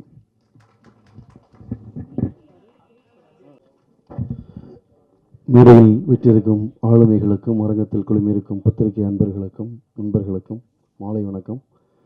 எல்லார் கண்ணிலையும் பசி மயக்கம் தெரியுது. எப்போ எங்களை விடுவீங்க அப்படிங்கிற ஒரு கெஞ்சலும் தெரியுது. ரொம்ப ரொம்ப நெகிழ்வான ஒரு மேடை. ஏன்னா கடலில் எத்தனை புயல்களை சந்தித்தாய், கடலில் எத்தனை திமிங்கலங்களை சந்தித்தாய், கடலில் எத்தனை சூறாவளியை சந்தித்தாய் என்பது முக்கியமில்லை, கப்பலை கரையில் கொண்டு வந்து சேர்த்தாயா என்பதே வரலாறு. நாங்கள் கப்பலை கொண்டு வந்து சேர்த்திருக்கிறோம். கலங்கரை விளக்கமாக நீங்கள் இருந்திருக்கிறீர்கள். உங்கள் மீது கொண்டிருந்த நம்பிக்கை ஒரு ஒளியாக எங்களை வழிநடத்தியிருக்கிறது. இதில் இந்த டீமில் இன்னும் ரொம்ப அபரிதமான டேலண்டான நிறைய நண்பர்கள் விடுபட்டுருக்கிறாங்க. உதிரி விஜயகுமார், இஸ்மத் பானு, ரேகா, கொஞ்சம் பேர்கள் விடுபட்டிருந்தாலும் நீங்கள் பின்னாடி மேடையில் வந்து நின்றுக்குங்க கொஞ்சம் நேரத்துக்கு. 110 வருடமான அந்த சினிமாவில் இது என்னோடய முதல் படமாக இருக்கணும்னு விரும்பினேன். இது எனக்கு இந்த மேடை வந்து பிரசாத் மேடை பழசு. ஆனால் இந்த உணர்வு வந்து புதுசாக இருக்குது. வந்து ஏன்னா என் வாழ்க்கையில் 20 வருஷத்தில் நான் ஒரு நன்றி நவிழல் விழாவை முதல்ல பார்க்குறேன். வந்து என்னுடைய வாழ்க்கையில் என்னோட கைகளை பிடித்து கொண்டு இப்படி ஒரு படம் செய்து விட்டீர்கள் என்று கண்ணீர் மல்க என்னை ஆற தழுவி கொண்டு தேம்பி தேம்பி அழுவும் ரசிகர்களை முதலில் பார்க்கிறேன். உங்களுக்கு என்ன செய்ய வேண்டும் நீங்கள் சொல்லுங்கள், நாங்கள் உங்கள் பின்னால் நிற்கிறோம் என்று ஒரு பெரிய கூட்டம், ஒரு நம்பிக்கை வார்த்தை சொல்கிற கூட்டத்தை நான் இப்போது முதலில் பார்க்கிறேன். கஸ்தூரி ராஜா என்னும் ஒரு பழம்பெரும் அனுபவம் கொண்ட ஒருவர் என்னை குரு என்று சொல்ல எனக்கு கொஞ்சம் கூசத்தான் செய்து கேட்கும்போது, ஆனால் அது எனக்கு முதல் முறையாக இருக்கிறது. நிறைய பேருக்கு நன்றி சொல்லணும். முதல்ல நான் சினிமாவை இப்போ யூடியூப்பை பார்த்தா தெரியும், 2 துப்பாக்கி கொடுத்தா என்னை 4 முறை சுற்றுறதுக்கு ஒரு குரூப் தெரிஞ்சுக்கிட்டு இருக்குது, சினிமா ஹராமா இல்லையான்னு. அப்படியான சூழலிலிருந்து நான் சினிமாவுக்கு வருவதற்கு என்னை அனுமதித்த என்னுடைய அம்மா நல்ல மீராள், அம்மாவுடைய பேர் தான் நான் மீரா வச்சுருக்கிறேன். என்னுடைய அம்மா நல்ல மீரா, என்னுடைய தந்தை ஆசிரியர் அப்துல் ஹமீத், என்னுடைய சகோதரர்கள் முகமது மைதீன், அபுல் ஹுசைன், நானும் என் தம்பியும் ட்வின்ஸ், என்னோட பேர் அபுல் ஹசன், அவர் அபுல் ஹுசைன், என்னுடைய கடைக்குட்டி தம்பி சையத் அலி பாஷா, என்னுடைய அக்காக்கள் ஜன்னத்து சபுரால், பீமால் பேகம். இந்த குடும்பத்துக்கு முதல்கண் நன்றி. பிறகு சென்னையில் நான் இன்னைக்கு இந்த இவ்வளோ தூரம் எல்லாரும் சொல்கிறாங்கல்ல, இந்த போராட்டத்துக்கு ரொம்ப பலமாக இருந்தது என்னுடைய மனைவி ஜென்னி மார்க்ஸ், என்னுடைய மகள் ஹயா மரியம். மேடைக்கு வாங்க. ஜென்னி மார்க்ஸ் அவங்க நாங்கள் ஒரு கம்யூனிஸ்ட் குடும்பத்தை சேர்ந்தவங்க. ஹயா அவங்களுக்கு இது முதல் மேடை.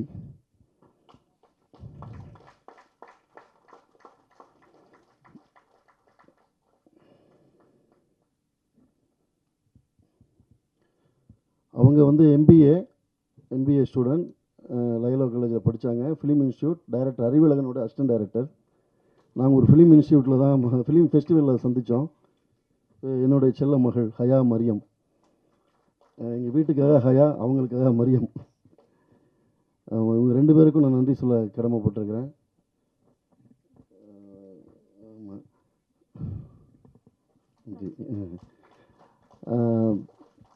பிறகு இந்த பொண்ணை நடிக்க நடிக்க மாட்டேன்ட்டாங்க.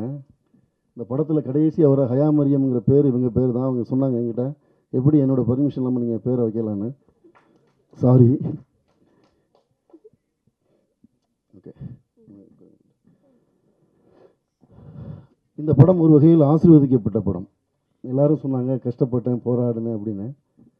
நான் சினிமாவில் எனக்கு எல்லா காலகட்டத்திலுமே என்னை நான் முட்டு சந்தில் நிற்கும் போது என்னை ஏதாவது ஒரு கை தூக்கிடும். அப்படி தூக்குனவர் தான் யுகபாரதி. யுகபாரதி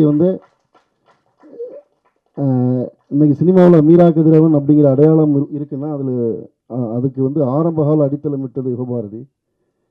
யுகபாரதி அவங்க அம்மா ஆக்கி போட்ட சோத்தில் எத்தனையோ நாட்கள் நாங்கள் பசியாறி இருக்கிறோம்.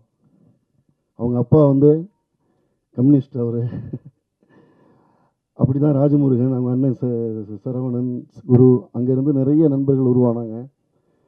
இப்போ இந்த படத்தில் கூட யுகபாரதி ரொம்ப ஸ்பெஷலாக எப்படியுமே ஒரு அம்மா தன் பிள்ளைக்கு, செல்லமான பிள்ளைக்கு 2 துண்டு கறி துண்டு எக்ஸ்ட்ரா வைப்பாங்கள்ல ஒளிஞ்சிருந்து, அது மாதிரி ரொம்ப ஸ்பெஷலான பாடல் எனக்கு எழுதி கொடுத்தாரு யுகபாரதிக்கு. அப்புறம் மேடையில் இருக்கக்கூடிய எல்லா நடிகர்களுக்கும் தனித்தனியாக பேர் சொல்ல நேரம் இல்லை, யாரும் கோச்சிக்காதீங்க. ரேகா, இஸ்மத், தனுஸ்ரீ, ஈஷா, அனு, எல்லாருக்குமே, Karthik Mehta, editor, Appunni Sajan, Rizwana costume designer. இந்த படத்துடைய காஸ்டியூம் எல்லாருமே பாராட்டினாங்க. அவங்க தான் மலர்,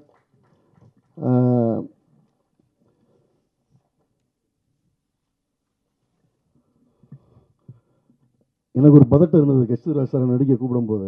அப்புறம் ஸ்பாட்டுக்கு வரும்போது பதட்டம் இருந்தது. ஏன்னா அவரை பற்றி என்கிட்ட யாருமே பயங்காட்டிகிட்டே இருந்தாங்க, நீங்கள் மாட்டிட்டீங்க அவர் வசமாக, உங்களை அவர் வச்சு செய்ய போகிறாரு அப்படின்னு. ஆனால் நாங்கள் தான் அவரை வச்சு செஞ்சோம் 40 நாள். ஏன்னா என்ன பயம்னா, எனக்கு பிடிச்ச டைரக்டர், பிறகு அவங்க குடும்பம் ரொம்ப ஆர்டிஸ்டிக்கான குடும்பம், சினிமாவில் கஷ்டப்பட்டு மேலே வந்த ஒரு குடும்பம், ரொம்ப ரொம்ப ரொம்ப குவாலிட்டியில் தங்களை வளர்த்து கொண்ட ஒரு குடும்பம். தனுஷ் சார் ஆகட்டும், செல்வ சார் ஆகட்டும். அப்போ என்னென்னா, நாளைக்கு நம்ம ஒரு நடிக்க வைக்க அவரை கூட்டு போய் அவங்க வீட்டில் அவருக்கு ஒரு கெட்ட பேர் வந்துடக்கூடாது, அவருடைய ஒரு டிக்னிட்டி இருக்குது ஒரு கரியரில், அந்த டிக்னிட்டிக்கும் நம்ம லாஸ் பண்ணிடக்கூடாதுன்னு ஒரு பதட்டம் இருந்துகிட்டே இருந்தது. இப்போ தனுஷ் சார் 2 நாளைக்கு முன்னாடி படம் பார்த்துட்டு நான் ரொம்ப பெருமைப்படுறேன்னு சொல்லும்போது அவர் சார் சந்தோஷம் அடைஞ்சதை விட நான் சந்தோஷம் அடைகிறேன். அதான் உண்மை. ஏன்னா நான் மதிக்கக்கூடிய, ஏன்னா தனுஷாருங்கிறது இந்தியாவுடைய ஒரு பெருமை, இந்தியாவுடைய ஒரு சாதனை. இன்றைக்கி ஒரு இன்டர்நேஷ்னல் ஆக்டர், அவர் ஒரு மிகச்சிறந்த நடிகர். கமலஹாசனுக்கு பிறகு தன்னை உடலாலும் மனதாலும் வருத்தி கொண்டு ஒவ்வொரு படத்துக்கும் புதுசாக நடிக்கக்கூடிய, புதுசாக உழைப்பு போடக்கூடிய ஒருத்தர். சாரோடைய நடிப்பை பார்த்து அவர் சொல்கிறாரு, அவர் மட்டும் இல்லை, அவர் ட்விட்டரில் கூட போட்டிருந்தார், எல்லாரும் படிச்சிருப்பீங்க. நடிச்சிருக்கக்கூடிய எல்லா நடிகர்களுக்கும், அபரிதமாக நடிச்சிருக்கக்கூடிய எல்லாருக்குமே வாழ்த்துக்கள்னு போட்டிருந்தார். அதுதான் தனுஷ் சாருடைய பெருந்தன்மை. தனுஷ் சாருக்கும் இந்த மேடையில் நான் நன்றி சொல்லிக்கிறேன். சார், உங்களுடைய குடும்பத்தார் மேடம் அவங்கெல்லாம் ஒவ்வொரு முறையும் மேடம்கிட்ட பேசும்போது எங்கள் அம்மாட்ட பேசுகிற மாதிரியே இருக்கும். அவங்க அவ்வளவு தன்மையாக, அவ்வளவு கன்சர்னாக பேசுவாங்க. ரொம்ப சந்தோஷப்பட்டு இது அவங்க பேசினாங்க. ரொம்ப நன்றி. நாங்கள் நாகூர் ஹனீஃபாவுடைய பாடலை இந்த தலைமுறைக்கு கொண்டு போய் சேர்க்கணுங்கிறதுக்காக நாங்கள் பாடலை எழுதும்போது நான் கூட அந்த பாடலில் சில வரிகளுக்கு தயங்கினேன். யுகபாரதி தான் இல்லை அது அப்படி தான் இருக்கணும்னு ரொம்ப போல்டாக சில வரிகளை எழுதினார். ஏன்னா யுகபாரதியை பொறுத்த வரைக்கும் எப்படின்னு கேட்டிங்கன்னா ஹதீஸுகளை, குரானை, இந்த முனாஜத்துகள், இஸ்லாமிய இலக்கியங்களை ரொம்ப தீவிரமாக படித்த ஒருத்தர். அதனால் அவருக்கு இந்த படத்தில் நான் கேட்காமலே நிறைய இன்புட்ஸ் தர முடிஞ்சது. அதை முன்னாள் முதலமைச்சர் மு.க. ஸ்டாலின் அவங்க ரிலீஸ் பண்ணாங்க. அது ரொம்ப எங்கள் படத்துக்கு கிடைச்ச பெருமையாக நினைக்கிறோம். இந்த நேரத்தில் மு.க. ஸ்டாலின் மற்றும் திமுகவை சேர்ந்த அத்தனை அமைச்சர்களுக்கும் நன்றி.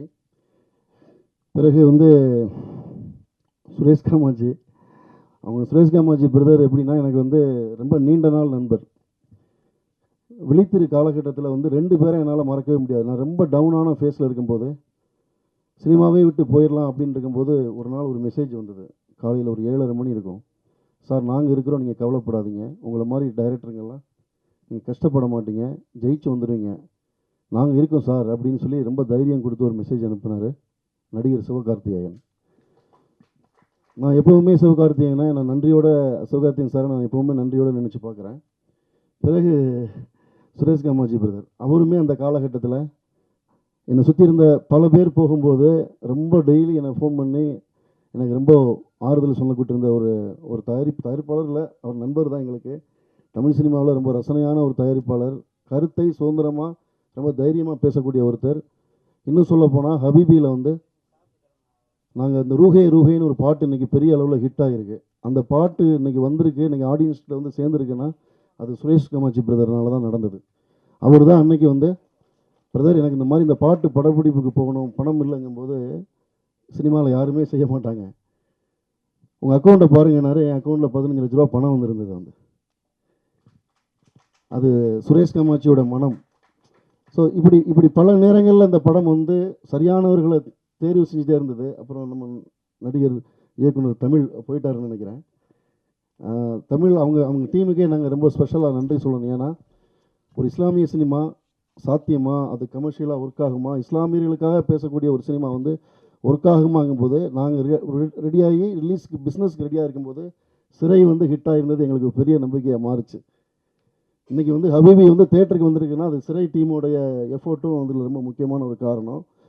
அது தமிழ் அவங்களுக்கும், டைரக்டர் சுரேஷ் ராஜகுமாரிக்கும், ப்ரொடியூசர் லலித் சாருக்கும், அது நடித்த அந்த டீமில் இருந்த எல்லாருக்குமே இந்த நேரத்தில் எங்கள் டீம் நன்றி கடன் பட்டிருக்கிறோம். கசாலி அண்ணன், சாகுல் சார், மஷூக், மதியெலாம் பார்த்திங்கன்னா ரொம்ப முக்கியமான, ராம் சாரோட அசிஸ்டண்ட் அவர். ஆக்சுவலி எடிட்டிங்கில் நாங்கள் நிறைய டைம் எடுத்துக்கிட்டோம் அந்த படத்துக்கு. ஏன்னா ஒரு 45 வருஷ கால வாழ்க்கையை சொல்லணும், ஆனால் டைம் 2 மணி நேரம் 10 நிமிஷத்தில் சொல்லணும். கிட்டத்தட்ட மதி அவர் வீட்டுக்கே ஒரு 20 நாளைக்கு அப்புறம் தான் போவார். அவங்க மனைவி தேடி வந்துடுவாங்க எடிட்டிங்க்கு. ஸோ அந்த மாதிரியான ஒரு திறமையான ஒரு பையன், அவருக்கு ஒரு பெரிய எதிர்காலம் இருக்குது.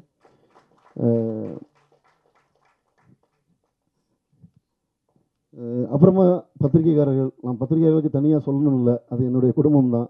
அவள் பேர் தமிழரசியில் ஒரு ப்ராமிசிங் ஃபிலிம் மேக்கர் அப்படின்னு சொன்னதுலேருந்து தமிழில் சத்யஜித் ரே, பிமல் ராய், அரவிந்தனின் வரிசையில் வைத்து கொண்டாடப்பட வேண்டிய இயக்குனர்னு சொல்லி தமிழ் சினிமாவில் எனக்கு நிரந்தரமான ஒரு பேரையும் ஒரு மரியாதையான இடத்தையும் உருவாக்கி கொடுத்ததில் பத்திரிகை நண்பர்கள் உங்கள் எல்லாருக்குமே ஒரு பெரிய இடம் இருக்குது. எப்போவுமே நான் அதை என்னோடய மனசின் அடியாளத்திலேருந்து இந்த நன்றியோடு நினச்சி பார்க்கக்கூடிய ஒன்று. ரொம்ப முக்கியமாக இந்த படத்தில் சொல்லணுங்கிறது யாருன்னா ராம். ராம் நானும் வந்து ஒரே காலகட்டத்தில் உதவி இயக்குநர்களாக ஒர்க் பண்ணோம். உங்களுக்கெல்லாம் ராம், எனக்கு அவர் சுப்பு. ஹபிபி பல பேரை எனக்கு திருப்பி கொண்டு வந்துச்சு, அதில் என்னோடய சுப்புவையும் கொண்டு வந்துச்சு வந்து. ஸோ அந்த வகையில் வந்து சுப்பு ராம் வந்து இந்த படம் வந்து அவர் பறந்து போய் எடிட்டிங்கில் இருந்தார். அப்போ நான் ஒரு நாள் ஃபோன் பண்ணி நீங்கள் படம் பார்க்கணுன்னு கேட்டேன். அவர் படம் பார்த்த உடனே வந்து சுரேஷ் கமாஜி பிரதருக்கு சொன்னார். அந்த சொல்லுவாங்கல்ல, அது ஒரு ஃபேமஸான ஒரு வார்த்தை இருக்குது, ஒரு சூஃபியோட ஒரு வார்த்தை. அதாவது ஒரு மீன் அடுப்பில் பொரிஞ்சிட்டு இருக்கும்போது அவரோட கை தொட்ட உடனே அது திரும்பவும் தண்ணிக்குள்ளே தாவி திரும்பிருச்சுன்னு சொல்லுவாங்க வந்து. தூதரான கீதர் பொரித்த மீன் ஒன்றை தொட்டதும் அது மீண்டும் தாவி திரும்பியது நீருக்குள் அப்படிங்கிறது அந்த கவிதை வரி. அது கிட்டத்தட்ட ராமுக்கு ரொம்ப பொருந்தும். ஏன்னா நாங்கள் வந்து அடுப்பில் பொரிஞ்சிக்கிட்டு இருக்க மாதிரி தான் பொரிஞ்சிக்கிட்டு இருந்தோம். ராம் இந்த படத்தை வந்து தோளில் தூக்கி சுமந்த பிறகு தான் இந்த படத்தில் உண்மையான வெளிச்சம் முதல்ல விழுந்தது. ராம், நீங்கள் எங்கே இருந்தாலும் உங்களை பார்த்து இந்த நேரத்தில் எங்கள் டீம் எல்லாருமே உங்களுக்கு வாழ்நாள் முழுக்க நாங்கள் கடமைப்பட்டிருக்கிறோம் வந்து. ஏன்னா ராமை பொறுத்த வரைக்கும் அது ஒரு எனக்குன்னு செய்கிறதில்ல, நண்பர்களுக்குன்னு செய்கிறதில்ல. ராம் உங்கள் எல்லாருக்குமே தெரியும், எல்லா நல்ல படங்கள் எது வந்தாலும் அவர் அந்த படத்தை தூக்கி சுமக்கக்கூடிய, அவர் தன்னை வந்து ஒரு மூமெண்ட்டாக தமிழ் சினிமாவுக்குள்ளே இயங்கிக்கிட்டக்கூடிய ஒரு பெரிய இயக்கமான ஒரு ஆள்.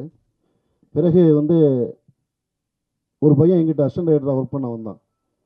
ஒரு நாள் எல்லாரும் ஆஃபீஸ் விட்டு போன பிறகு நான் ரொம்ப நேரமாக ஃபோனில் பேசிக்கிட்டு இருக்கும்போது அவன் ரொம்ப நேரமாக நான் ஃபோன் பேசி முடிக்கிறதுக்காக வெயிட் பண்ணிகிட்டே இருந்தான். சார் உங்ககிட்ட பேசணும் அப்படின்னு சொன்னாப்புல. என்ன விஷயம் பேசணும்ப்பான்னு. இல்லை சார், நீங்கள் உயிர்மையில் எழுதின கட்டுரையை படிச்சிருக்கிறேன் அப்படின்னு. ஒரு லாஸ்ட் அசிஸ்டண்டாக வந்து பையன் ஒரு உயிர்மையில் எழுதின கட்டுரையை படிச்சிருக்காங்கன்னு எனக்கு கொஞ்சம் சீரியஸாக அந்த பையன் மேலே பார்க்க ஆரம்பித்தேன். அப்புறம் என்னோட எல்லா கதைகளையும் படிச்சிருக்கேன்னாப்புல, அப்புறம் நிறைய புத்தகங்கள் படிச்சிருக்கேன்னாப்புல. அப்புறம் நான் அந்த பையன் மேலே எனக்கு பெரிய மரியாதையே உருவாச்சு. ஏன்னா நிறைய வந்து அவன் எங்கிட்ட வேலை பார்த்தாலுமே என்ன பண்ணுவான்னா ராமோடைய அசிஸ்டண்டாக தான் இருப்பான் வந்து. எல்லாரும் எங்கள் இப்போ காலர் டீன் வச்சா அவன் ராமோட காலர் டீன் வச்சுருப்பான் வந்து. அந்த ராமோடைய அசிஸ்டண்டாகவும் என்னுடைய அசிஸ்டண்டாகவும் வெற்றிமாறனுடைய அசிஸ்டண்டாகவும் ஒர்க் பண்ண ராமு சங்கு. வா மேலே வா. ராமசிங்கு வந்து முதல்ல எங்கிட்ட அசிஸ்டண்டாக ஒர்க் பண்ணான். ராமஸ் வந்து எங்கள் வீட்டில் உள்ள ஒரு பையன் வந்து பறந்து போ டைமில் ராம் சாருக்கு வந்து கருப்புசாமி சார் ஃப்ரெண்டு. அவங்களுக்கு பறந்து போக்கு ராம் சார் கருப்புசாமியை கிஃப்டாக பண்ணது ராமசங்கு தான். இப்போ எனக்கும் அதே கருப்புசாமி சார் அவர் கிஃப்டாக பண்ணது ராமசங்கு தான் வந்து. ஒரு வகையில் சொல்லப்போனால் நான் சொன்னேன் இல்லையா, இந்த படத்தில் கஸ்தூர்ராஜ் சார் வீடாக வந்தது வந்து ஒரு ஆய்க்குடியில் ஒரு அக்ரஹாரத்தில் ஒரு ஐயங்கார் கொடுத்த வீடு. அது நீங்கள் படத்தில் வீடு. கஸ்தூரி ராஜா சார் வந்து யூசுஃபா நடிக்கிறாரு. கருப்புசாமி வந்து ஹபீபியை தேட்டருக்கு கொண்டு வராரு. பாருங்கள் இந்த படத்தில் எவ்வளோ நல்லிணக்கம் இருக்கும் பாருங்களேன். இதை விட இந்த படத்துக்கு பெரிய உதாரணம் என்ன இருந்துட முடியும் வந்து. ஸோ கருப்சாமி சார் தான் வந்து இந்த படம் பார்க்குறாரு. பார்த்த அன்னைக்கே நம்ம ராகுல் சாருக்கு சொல்கிறாரு, ரோமியோ பிக்சர்ஸ் ராகுல் சாருக்கு சொல்கிறாரு. ராகுல் சாரும் படம் பார்த்துட்டு பெரிய வெற்றி அடைந்த படம், தமிழ் சினிமாவில் மிக முக்கியமான ஒரு படத்தை பேரை சொல்லி எனக்கு இந்த படம் இந்த மாதிரி நம்பர்ஸில் இந்த படம் கலெக்ட் பண்ணோம், நாங்கள் வந்து இந்த படத்தை இதை எடுக்கிறோம் அப்படின்னு சொல்லி அவர் எடுத்தார். இன்றைக்கி அந்த படம் அதை நோக்கி நகர்ந்துக்கிட்டு இருக்குங்கும்போது அது நாங்கள் கருப்புசாமி சார் உங்கள் எல்லோரும் எங்கள் டீம் நீங்களே எங்கள் டீம் தான். உங்கள் எப்போவுமே நாங்கள் எங்கள் வாழ்நாள் முழுக்க நான் உங்களுக்கு நன்றி கடன் பட்டிருக்கிறேன். ரொம்ப நன்றி சார். நிறைய இருக்குது இதில் வந்து சொல்லப்போனால் வந்து நிறைய ரிவ்யூவர்ஸ் சார் கூட சொன்னார், எல்லாத்தையுமே நெகட்டிவாக சொல்கிறவர் வந்து பாசிட்டிவாக சொன்னார். ஏன்னா படம் எடுத்தாச்சு. ஒரு தமிழ் சினிமாவில் ஒரு முஸ்லீம் சினிமாவை எழுத முடியுமா, எழுதுனா வந்து அதை எடுக்க முடியுமா, எடுத்தால் அதை வந்து வியாபாரிகள்கிட்ட கொண்டு வர முடியுமா, வியாபாரத்தில் கொண்டு வந்தால் அது மக்கள்கிட்ட கொண்டு போய் சேர்க்க முடியுமா, மக்கள்கிட்ட சேர்த்தாலும் அது முஸ்லீம் பார்ப்பாங்களா, இப்படின்னு நிறைய கேள்விகள் இருந்துச்சு. அந்த எல்லா கேள்விகளுக்கும் மக்கள் ஒரே பதில் கொடுத்துருக்காங்க, வெற்றி. எல்லா இடங்கள்லையுமே வந்து இன்றைக்கி நாங்கள் போகிற இடங்களில் நிறைய தேட்டர் விசிட் பண்ணும்போது நிறைய கூட்டங்கள் வராங்க. அதில் குறிப்பாக வந்து பார்த்திங்கன்னா முஸ்லீம்ஸ் நான் முஸ்லீம்ஸ் ரெண்டு பேருமே வர்றாங்க. முஸ்லீம்ஸுங்க வந்து நிறைய பெண்கள் கஸ்தூர்ராஜ் சாரோட கையை பிடிச்சிட்டுலாம் எங்கள் வாப்பா மாதிரி இருக்கீங்க, எங்கள் அப்பா மாதிரி இருக்கீங்கன்னு எவ்வளவோ பேர் சொல்கிறாங்க. அதனால் இந்த சில பேர் வந்து சுரேஷ் கமாஜி பிரதர் சொன்ன மாதிரி சினிமா ஹராமா இல்லையா அப்படின்லாம் பெரிய விவாதம் போயிட்டுருக்கு. அது எப்படின்னா சென்னை குடிநீருக்கு இக்கு வருமா வராதான்னு கேட்குற மாதிரி, முதல்ல குடிநீர் வரட்டும். அது மாதிரி சினிமாவில் 110 வருஷத்துல வந்து இஸ்லாமிய வாழ்க்கை வரல. அது ரொம்ப அழகாக சொன்னார் சுரேஷ் கமாஜி பிரதர். என்னென்னா சினிமா ஒரு பவர்ஃபுல்லான ஆயுதம். நீங்கள் வந்து ஹிட்லருடைய காலகட்டத்திலிருந்து இன்றைக்கி பேலஸ்தீன் வரைக்கும் வந்து சினிமா வந்து ஒரு பெரிய வந்து ரோல் ப்ளே பண்ணுது. இந்தியாவில் இன்றைக்கி வந்து சினிமாவால் தான் இன்றைக்கி வந்து கடந்த 15 வருஷமாக இஸ்லாமியர்களை வந்து இன்றைக்கி ஒரு ஒரு ஒரு 5 வயசு குழந்தைகிட்ட வந்து ஒரு பென்சிலை கொடுத்து ஹூ இஸ் டெரரிஸ்ட் அப்படின்னு கேட்டால் அந்த குழந்தை தாடியும் தொப்பியும் போட்ட ஒரு உருவத்தை தான் வரையும். அந்த மூளைக்குள்ளே வரைக்கும் இன்றைக்கி போய் சேர்த்துருக்கிறதுக்கு மீடியா பெரிய முக்கியமான காரணமாக இருந்திருக்கு. மீடியா பெரிய ஆயுதமாக இருந்திருக்கு. இது ஆயுதமாக நீங்கள் எடுக்கலைன்னா இன்னொருத்தங்க அந்த ஆயுதத்தை எடுத்து போட்டுருவாங்க உங்களை. அதுதான் சுரேஷ் கமாச்சி பிரதர் ரொம்ப நல்லா சொன்னார். இதை மக்கள் புரிஞ்சுருக்கிறாங்க. இன்றைக்கி இந்த தேட்டருக்கு வந்து கூட்டம் கூட்டமாக அலை அலையாக வரக்கூடிய மக்கள் புரிஞ்சு மக்கள் ரொம்ப ஃபார்வேர்டாக வந்திருக்கிறாங்க. அதனால் நாங்கள் வந்து சில பேர் வந்து எனக்கு இந்த பத்வா கொடுக்கறதுக்கு சில பேர், ஏன்னா ஒரு காலகட்டத்தில் டிவி பெட்டி வந்து சாத்தானின் பெட்டின்னு சொன்னாங்க. வந்து இன்றைக்கி அதே டிவி பெட்டியில் தான் வந்து பயான் பேசிகிட்டு இருக்காங்க இல்லையா? ஒரு காலத்தில் இங்கிலீஷ் ஹராமாக இருந்துச்சு. அப்புறம் கொஞ்ச நாள் முன்னாடி வரைக்கும் அப்புறம் இங்கிலீஷ் ஹராமாக மாறிடுச்சு. இன்னும் ஒரு 5-6 வருஷத்தில் சினிமாவும் ஹலாலாக மாறிடும். நிச்சயமாக மாறும். மாற்றி தான் ஆகணும், வேறு வழி இல்லை. வந்து ஏன்னா எனக்கு நான் வந்து தோல்பாவை கூத்து கலைஞர்களை பற்றி முதல் படம் எடுத்தேன். ஏன்னா இன்றைக்கி நான் ஒரு திரையில் கதை சொல்லக்கூடிய ஒரு இயக்குனர், இங்கே இருக்கக்கூடிய எத்தனையோ நல்ல இயக்குநர்கள், இன்றைக்கி இருக்கக்கூடிய உலகம் முழுக்க இருக்கக்கூடிய எல்லா இயக்குநர்களுமே திரையில் தான் கதை சொல்கிறாங்க. ஆனால் முதல்ல திரையில் கதை சொன்னவங்க யாருன்னா தோல்பாவை கூத்து கலைஞர்கள். அந்த தோல்பாவை கூத்து கலைஞர்கள் தான் எங்கள் எல்லாருக்குமே முன்னோடி. ஆனால் அந்த தோல்பாவை கூத்து கலைஞர்களை பற்றி 100 வருஷம் படமே இல்லைங்கிறதுனால தான் நம்ம முதல் முறையாக அந்த படம் எடுத்தோம். எப்படி எனக்கு தோல்பாவை கூத்து கலைஞர்களை பற்றி படம் இல்லைன்னு எனக்கு ஒரு சமூக பொறுப்புள்ள கலைஞனாக எனக்கு ஒரு வருத்தம் இருந்ததோ, அதே வருத்தம் தான் எனக்கு 110 வருஷமாக முஸ்லீம் படம் இல்லைங்கிறது. நான் ஒரு முஸ்லீமாக இருக்கிறதுனால கிடையாது. மேபி இந்த படம் உயிர்ப்பாக வர்றதுக்கு முஸ்லீம் படம் ஒரு காரணமாக இருந்திருக்கலாம். நான் இன்னும் முஸ்லீமாக இருக்கிறதுக்கு காரணமாக இருந்திருக்கலாம். புதிய கதவு திறந்திருக்கு தான், அது நிச்சயமாக அதை உணர முடியுது. கஸ்தூரிராஜ் சார், நாங்களாம் நிறைய தேட்டர் விசிட் போகும்போது எல்லாருமே மனதார சொல்லுறாங்க புதிய கதவு திறந்திருக்கு. இதன் வழியாக அடுத்தடுத்து வந்து நாங்கள் ஒரு பெரிய வெற்றியாக என்ன பார்க்குறோன்னா, கருப்புசாமி சாரி மாதிரியான ஒரு நல்ல டிஸ்ட்ரிபியூட்டர், நல்ல ப்ரொடியூசர், நேசம் மாதிரி ஒரு நல்ல ப்ரொடியூசர், ரோமியோ பிக்சர்ஸ் உங்களுக்கே தெரியும், அஜித் விஜய் படங்களை பண்ணக்கூடிய ஒரு ப்ரொடியூசர், இதெல்லாம் வந்து இன்றைக்கி கிட்டத்தட்ட 230க்கு அதிகமாக. நேற்று நம்ம சுரேஷ் கமாச்சி ஒரு ப்ரொடியூசர் அவர் சொல்கிறாரு, நேற்றுக்கும் இன்றைக்கி 20 தேட்டர் எக்ஸஸ் ஆகிருக்கு. ஸோ இது ஒரு வெற்றியாக இருந்தாலும் இது எல்லாத்தை விட பெரிய வெற்றியாக நாங்கள் நினைக்கிறது, இஸ்லாமியர்கள் குறித்த பார்வையை இந்த படம் மாற்றிருக்கு அப்படின்னு சொல்கிறத நான் ஒரு பெரிய வெற்றியாக நினைக்கிறேன். வந்து உங்கள் எல்லாருக்கும் பெரிய சந்தோஷம். என்னோடய உதவி இயக்குநர்கள் மேடைக்கு வாங்க, எல்லாருமே மேடைக்கு வாங்க. டீம் மெம்பர்ஸ் மனோஜ், ராஜவேல் எல்லாருமே மேடைக்கு வாங்க. நிறைய சம்பிரதாயமாக அதை பார்த்துருப்பீங்க உங்களுக்கு. ஆனாலும் இந்த படம் உங்களுக்கே தெரியும், 110 வருஷத்தில் இந்த படத்தை எழுதுறதுல, இந்த படத்தை எடுக்கிறதுல, இந்த படத்தை கொண்டு வந்து சேர்க்கறதுல நிறைய சவால்கள் இருக்குது. அப்படியான சவால்களெல்லாம் தாண்டி வர்றதுக்கு இவங்க எல்லாருமே ரொம்ப காரணமாக இருந்தாங்க. ஹசன், அப்புறமா ரொம்ப முக்கியமாக நாங்கள் நன்றி செலுத்தக்கூடியது வந்து PRO team, Sureshchandra sir, Nassar sir, அவங்களுடைய D1 வந்து இந்த படத்துக்கு வந்து 24/7 நிறையா ஒர்க் பண்ணாங்க. என்னோடய வாழ்க்கையிலேயே வந்து எல்லாமே புதுசுன்னு சொன்னேன் இல்லையா, 2 தேட்டர் ஓனர் என்கிட்ட பேசியிருக்காங்க இது வரைக்கும். வந்து என்னோடய 20 வருஷத்தில் வந்து அவங்க சொல்கிறது என்னென்னா, வந்து தேட்டர் இன்க்ரீஸ் பண்ணிகிட்டே இருக்கிறோம், மக்கள் வந்து நிறைய வந்துகிட்டே இருக்கிறாங்க அப்படின்னு. ஆக்சுவலாக நல்ல கதைகளுக்கு தமிழ் சினிமாவில் எப்போவுமே ஒரு இடம் உண்டு, தமிழ் மக்கள்கிட்ட ஒரு இடம் உண்டு. அதை சாத்தியப்படுத்துவதற்கு காரணமாக இருந்த எல்லோரையுமே நான் இந்த நேரத்தில் நான் வந்து நன்றியோடு நினைவு கொள்கிறேன். சவுண்டு உதய் போயிட்டாரா? ஆமாம், உதய் வந்து ரொம்ப முக்கியமான ஒரு சவுண்ட் இன்ஜினியர். அவரெல்லாம் இந்த படத்துக்கு ஒரு ஆபத் பாண்டவர் மாதிரி வந்து எனக்கு உதவி செஞ்சார். ரொம்ப இக்கட்டான ஒரு சூழலில் இருக்கும்போது எனக்கு சவுண்ட் ரொம்ப கம்மியான ஒரு படத்துக்கு சவுண்ட் டிசைன் பண்ணி கொடுத்தாரு. எல்லாருக்குமே நடிகர்கள், ஏன்னா இந்த படம் இவ்வளோ நல்லா வந்திருக்குன்னா ஆக்சுவலாக இவங்க நடிகர்கள் எல்லாருடைய அபரிதமான நடிப்பு தான், அதுதான் உண்மை. நான் எழுதுறதில் மேக்ஸிமம் சில கேரக்டர், கௌஷிக், எல்லா கேரக்டரும் வந்து சில நேரங்களில் ஒர்க் ஆகும், சில நேரங்களில் ஒர்க் ஆகாது, நம்ம நடிப்பு சில நேரங்களில் மிஸ் ஆகிடும். ஆனால் ஒரு கஸ்தூரிராஜ் சார் ஊர்லேருந்து எல்லாருமே ரொம்ப பிரமாதமாக வந்து நடித்தாங்க. இந்த படம் இவ்வளோ உயிர்ப்பாக இருக்கிறதுக்கு காரணம் நடிகர்கள். இதுக்கு பின்னாடி ஒர்க் பண்ண எல்லாருக்கும் சில நேரங்களில் பேர் விடுபட்டிருக்கலாம். ரொம்ப முக்கியமாக நாங்கள் தேங்க் பண்ண வேண்டியது, இந்த படத்தை வந்து கிரீன் பார்க்கில் அவங்க எல்லாருக்குமே தெரியும், தமிழ் சினிமாவோட வரலாற்றிலே 45 இயக்குநர்களுக்கு மேலே குழுமி இந்த படத்துக்கு மேலே ஒரு பெரிய வெளிச்சத்தை பாய்ச்சினது அவங்களுடைய அன்பு தான். இந்த படம் வெளியே தெரிஞ்சது வந்து இந்த இயக்குனர்கள் தான். பாக்யராஜ் சார்லேருந்து, பார்த்திபன் சார்லேருந்து, ஜெயரன் சார்லேருந்து, அமீர் சார்லேருந்து, மிஷ்கின், வெற்றிமாறன், ரஞ்சித், புதிய இயக்குனர்கள் வரைக்கும் வந்து நிறைய பேர் வந்து இந்த படத்தை வந்து மக்கள்கிட்ட கொண்டு போய் சொன்னாங்க. அவங்க எல்லாருக்கும் இந்த நேரத்தில் மனசுலேருந்து நன்றியை சொல்லிக்கிறேன். என்னோடய டீமில் எல்லாருக்குமே நன்றி. நேரம் குறைவாக இருக்குது, நிறைய பேசணும்னு நினச்சிருந்தேன். அப்புறமா நிறைவாகவும் குறைவாகவும் எழுதிய பேசிய எல்லோருக்குமே நன்றி. தவறுகள் இருந்தால் திருத்திக் கொள்கிறோம். அடுத்தடுத்த படங்களுக்கு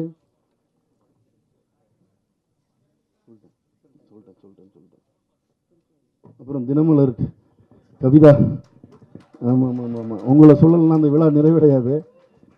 நம்ம ரொம்ப சிறப்பான முறையில் தொகுத்துறீங்க. ஆமாம். அப்புறம் இந்த படம் வந்து இந்த படத்துடைய விதை எங்கேருந்து ஆரம்பித்ததுன்னு யுகபாரதி நண்பர் நல்லா சொன்னார். எனக்கு 20 வருடமாக கனவாக இருந்தது அது. அந்த கனவை சாத்தியப்படுத்துவதற்கு என்னுடன் துணை நின்ற என்னுடைய ஆருயிர் நண்பர் VS முகமது அமீன். நிறைய பேர் இப்போ டைரக்டர் அமீர் சார் கூட கேட்டார், இவ்வளோ ரியல் லொக்கேஷன்ஸ்குள்ளே, பள்ளிவாசல்னால் பள்ளிவாசல், அடக்கஸ்தலம்னா அடக்கஸ்தலம், எப்படி இவ்வளோ ரியல் லொக்கேஷன்ஸ்குள்ளே ஷூட் பண்ண முடிஞ்சது அப்படின்னு கேட்டார். அதை சாத்தியப்படுத்தி கொடுத்தது வந்து அமீனும் அவருடைய உறவினர்களும் அந்த குடும்பத்தாரும் அந்த கடையநல்லூர் ஊரே இருந்து இந்த படத்தை சாத்தியப்படுத்தி கொடுத்தாங்க. சில நேரங்களில் நம்ம ஒரு படம் முடிக்கும்போது ஒரு சில பேரோடு தான் நம்ம திரும்ப ஒர்க் பண்ணணும்னு தோணும். ஆனால் இந்த டீமோட திரும்ப அப்படியே ஒர்க் பண்ணணுங்கிற நம்பிக்கையையும் சந்தோஷத்தையும் இந்த கொடுத்த டீம் இது.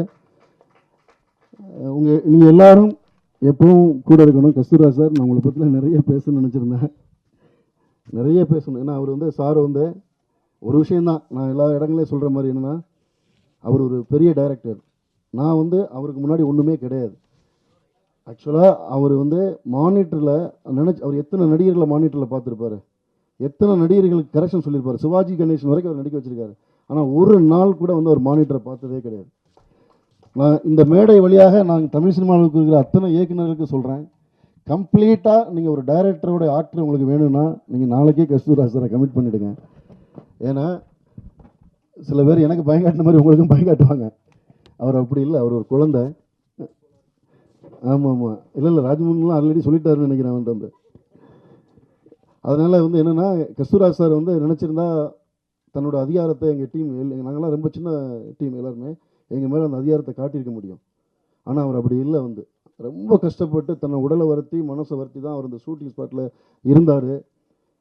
அவர் வந்த பிறகு தான் ஹபீபியாகவே மாறிச்சு. வந்து எங்களுடைய முதல் ஹபீபியே கஸ்தூராஜா சார் தான். வந்து ஈஷாவை பொறுத்த வரைக்கும் என்னோடய நண்பர் தான் அவரை கூட்டு வந்து அறிமுகப்படுத்தினார். நண்பருடைய மருமகன் தான் அவர்.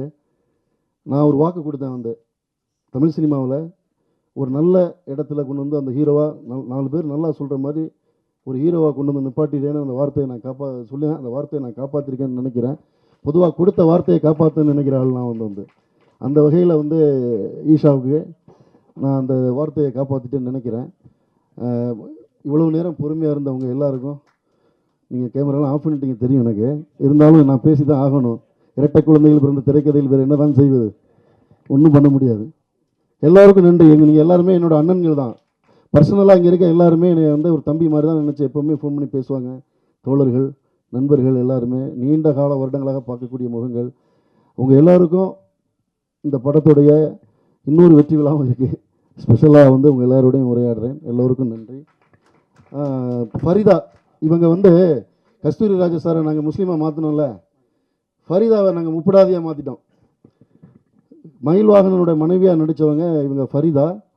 இவங்க சூப்பர் சிங்கரோடைய முக்கியமான ஒரு சிங்கர். நிறைய முக்கியமான பாடல்கள்லாம் பாடியிருக்கிறாங்க. ஃபரிதா வந்து முப்படாதையாகவும் கஸ்தூரி ராஜா யூசுஃபாகவும் மாறியது தான் ஹபீபியின் அழகு. அதுதான் இந்த நிலத்தின் அழகு. அதுதான் இங்கே இருக்கக்கூடிய மக்களின் அன்பின் அழகு. எல்லோருக்கும் நன்றி.